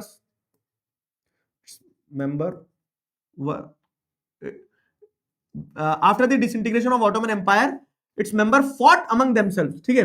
तो जो ऑटोमन एम्पायर के जो मेंबर थे, जो बाल्कन कंट्रीज थे, वो बाल्कन नेशनलिज्म की फीलिंग के चलते वो आपस में लड़ रहे थे।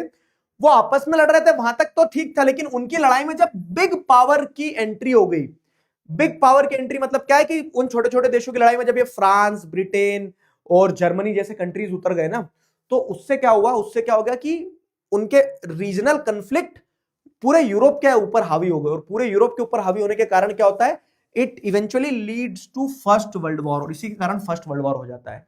अभी जब फर्स्ट वर्ल्ड वॉर होता है, तो फर्स्ट वर्ल्ड वॉर का रीजन क्या है, वो इंपीरियलिज्म ही है, कि देश अपना अपना आजाद हो रहे थे, लेकिन वो जब एक दूसरे को डोमिनेट करने लगे, डराने धमकाने लगे, तो that led to the first world war. तो regional tension led to the first world war, internal conflict among Balkan nation lead to the first world war. समझ गए, वो चीज है। अब जब ये फर्स्ट वर्ल्ड वॉर हुआ, ये सारा सब कुछ हुआ, तो जो कॉलोनियल कंट्रीज थी ना, कॉलोनियल कंट्रीज लाइक जैसे इंडिया, तो इंडिया को समझ में आ रहा था कि यार ये यूरोपियंस खुद के लिए तो आजादी, देश, नेशनलिज्म चाहते हैं और हमारे ऊपर डोमिनेट करते हैं। तो यहां पे वही बताया गया कि anti imperial movement in colonies gave rise to the nation states in other parts. तो ब्रिटेन हमारे ऊपर डोमिनेट कर रहा है, वहां वो इंपीरियलिस्टिक हो रहा है, खुद क्या नेशनलिज्म की बात करता है, वो नेशनलिस्ट है, और हमारे ऊपर इंपीरियलिस्ट हो रहा है। तो हमारे कंट्री के अंदर एंटी इंपीरियलिस्ट मूवमेंट चले कि इंपीरियलिज्म नहीं सहेंगे। और जब मैं भी ब्रिटेन को गाली दे रहा हूं, तुम भी ब्रिटेन को गाली दे रहे हो, तो हम सब जब एंटी इंपीरियल हो रहे हैं ना, तो somewhere we are getting connected through nationalism, हम आपस में कनेक्ट हो रहे थे। तो anti imperial movement in colonies gave rise to the nation state और नेशनलिज्म इन कॉलोनीज। तो इस तरह से हमारे कंट्री एकजुट हो रहे थे, क्योंकि हम सब उसके अगेंस्ट एकजुट हो रहे थे, ठीक है। तो हमारे बीच में आपस में भाईचारा बढ़ रहा था, हमारी कंट्री बन रही थी। Got it. चलो एक सवाल का जवाब दो, छुट्टी करता हूं फिर मैं तुम्हारी, अभी 2 घंटे नहीं हुए। हाँ, सवाल का जवाब दो। In reference to Germania, in reference to the Germania allegory, the olive branch around the sword, sorry, olive branch around the sword, तलवार के बाजू में जो ऑलिव ब्रांच थी वो क्या दर्शाती है? और ये क्वेश्चन आया है 2025 में, इसी साल एग्जाम में आया है, तुम्हारे जो सीनियर्स ने एग्जाम दिया। बताओ ऑलिव ब्रांच जो है वो क्या दर्शाती है? पिछले क्वेश्चन का फिर मैं लीडर बोर्ड का आंसर बताता हूं तुम्हें। पिछले क्वेश्चन में लीडर बोर्ड पे आंसर जो है, अनुभव द्विवेदी, हर्ष, ऋषिका, नीरज, यश नारायण, बैकलॉग टॉप, निवेदिता, यश जोशी, प्रयास और क्या है, आकाश, आकाश, वाह यार कैसे नाम है, आकाश। इंपीरियलिज्म में नेपोलियन का एग्जांपल दे सकते हैं? Yes, very good, he was having the imperial intentions. Willingness to make peace आएगा क्या इसका right answer? Yes, willingness to make peace. ठीक है, कितने परसेंट बच्चों ने सही आंसर दिया जरा देखने, तो अभी चल ही रहा है पोल। वो जो ये जो सिंबल्स है ना, ये सिंबल्स ध्यान रखना बाबू, ठीक है, ये सिंबल्स ध्यान रखना है, जो जितने भी सिंबल्स हैं। चलो बहुत बढ़िया, आज जो तुमने हिम्मत दिखाई है, तो हिस्ट्री के चैप्टर में बस 4 दिन की क्लास अपनी थोड़ी बड़ी बड़ी जाएगी, 4 भी नहीं 3 ही दिन की। एक वो जो एक चैप्टर है वो तो छोटा सा है ना, पिल्लू सा, उसमें तो छोटी क्लास जाना है। गुड, लव्ड द स्पिरिट की 2 घंटे तुम पढ़ पाए। और आदत डालो, अभी मैराथन चलेगी 4-4 घंटे की, फिर कैसे बैठोगे सर? अब तो बैठना पड़ेगा, नहीं तो अगले दिन तो एग्जाम ही देने जाना है। आज की पीपीटी आज ही तो दूंगा बाबू, अभी दूंगा, अभी बस क्लास के बाद में डल जाएगी शाम तक।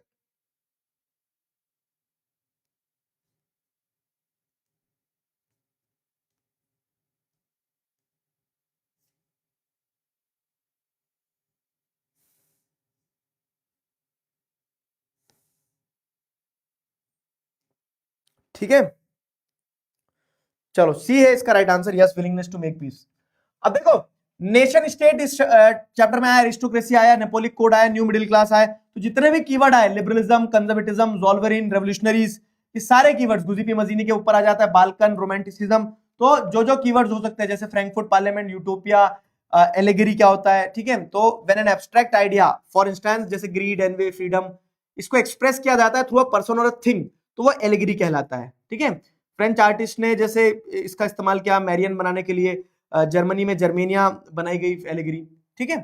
अब होमवर्क क्वेश्चन में कुछ आपके लिए एमसीक्यूज भी डाले मैंने आज, तो आज एमसीक्यूज जो डाले तो क्वेश्चन नंबर 1 का ये हो गया, question number 1, question number 2, question number 3, question number 4, ये 4 एमसीक्यूज हैं, और ये चारों एमसीक्यूज इसलिए डाले क्योंकि ये थोड़ा आपको फूड फॉर योर ब्रेन है, एमसीक्यूज भी सॉल्व करना 4, ठीक है, होमवर्क क्वेश्चन में, और ये आज के होमवर्क क्वेश्चन डिटेल वाले जो है। तो देखो जो मैंने आपको बताया, French revolution created a sense of collective identity, तो जो हमने देखा ना कि वो कलेक्टिव आइडेंटिटी क्रिएट करने के लिए आइडिया ऑफ सिटी ऑन ला पैट्रिया ले सिटी ऑन वाला आइडिया हो गया, रीजनल लैंग्वेजेस को डिस्करेज करा, फ्रेंच लैंग्वेज को प्रमोट किया, तो सारे जो पॉइंटर्स मैंने कीवर्ड्स में दिए उसका एक अच्छा आंसर लिखना। Main provisions of नेपोलिक code of 1804 important है, ट्रीटी ऑफ वियना की अगर बात करें तो वो है, सॉरी लिबरलिज्म जो है, तो लिबरलिज्म की आइडियोलॉजी समझाओ, ठीक है। अरे वो वाला आंसर कहां चले गया, describe the steps taken by French revolutionary to create, ये डबल आ गया, अच्छा 2025 का 2024 का 2 बार लगा दिया, शायद ये गलती हो गई कुछ, ठीक है। इसकी जगह आप ट्रीटी ऑफ वियना वाला क्वेश्चन ले लेना, इसकी जगह ये क्योंकि रिपीट हो रहा है ना, ये रिपीट हो रहा है बाबू, इसको ट्रीटी ऑफ वियना ले लेना यहाँ पे, ठीक है, ट्रीटी ऑफ वियना,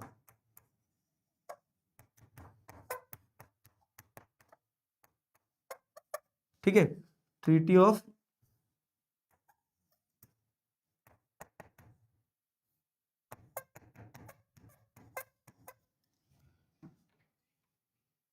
वियना, ठीक है, ये 5 नंबर में आता है, सारे नेपोलिक कोड भी 5 नंबर में पूछ लिया जाता है, लिबरलिज्म भी 5 नंबर में पूछ लिया जाता है, और ट्रीटी ऑफ वियना भी 5 नंबर में पूछा जाता है। फिर क्या है, role of Otto von Bismarck in unification of Germany, unification of Germany हो या फिर इटली हो, तो जर्मनी और इटली ये 2 इंपॉर्टेंट क्वेश्चन रहते हैं, तो ध्यान रखना ये भी 5 नंबर के हिसाब से लिखना। और एनालाइज द रोल ऑफ गुज़िपी मजीनी इन दी, ये यूनिफिकेशन ऑफ इटली आई गया ना 5 नंबर में, ये ले, ठीक है। तो ये इंपॉर्टेंट क्वेश्चन हैं जो इस चैप्टर से आते हैं, बहुत ज्यादा नहीं है। अब चैप्टर तो बड़ा है यार, कल तुम्हारी क्लास नहीं है, कल तुम्हारा सिर्फ डाउट सॉल्विंग है, तो कल 2 दिन में कर लेना ना, 6 क्वेश्चन नहीं कर पाओगे, ठीक है, 5-5 नंबर के हिसाब से,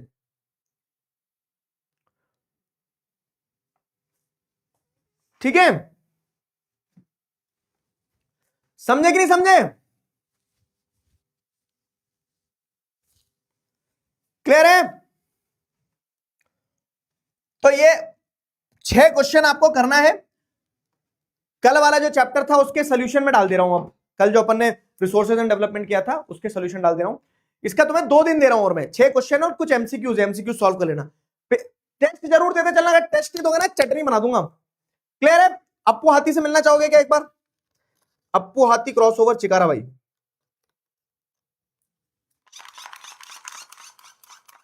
अप्पू हाथी क्रॉसओवर चिकारा भाई ठीक है, तो आज की क्लास यहीं पे खत्म करते हैं,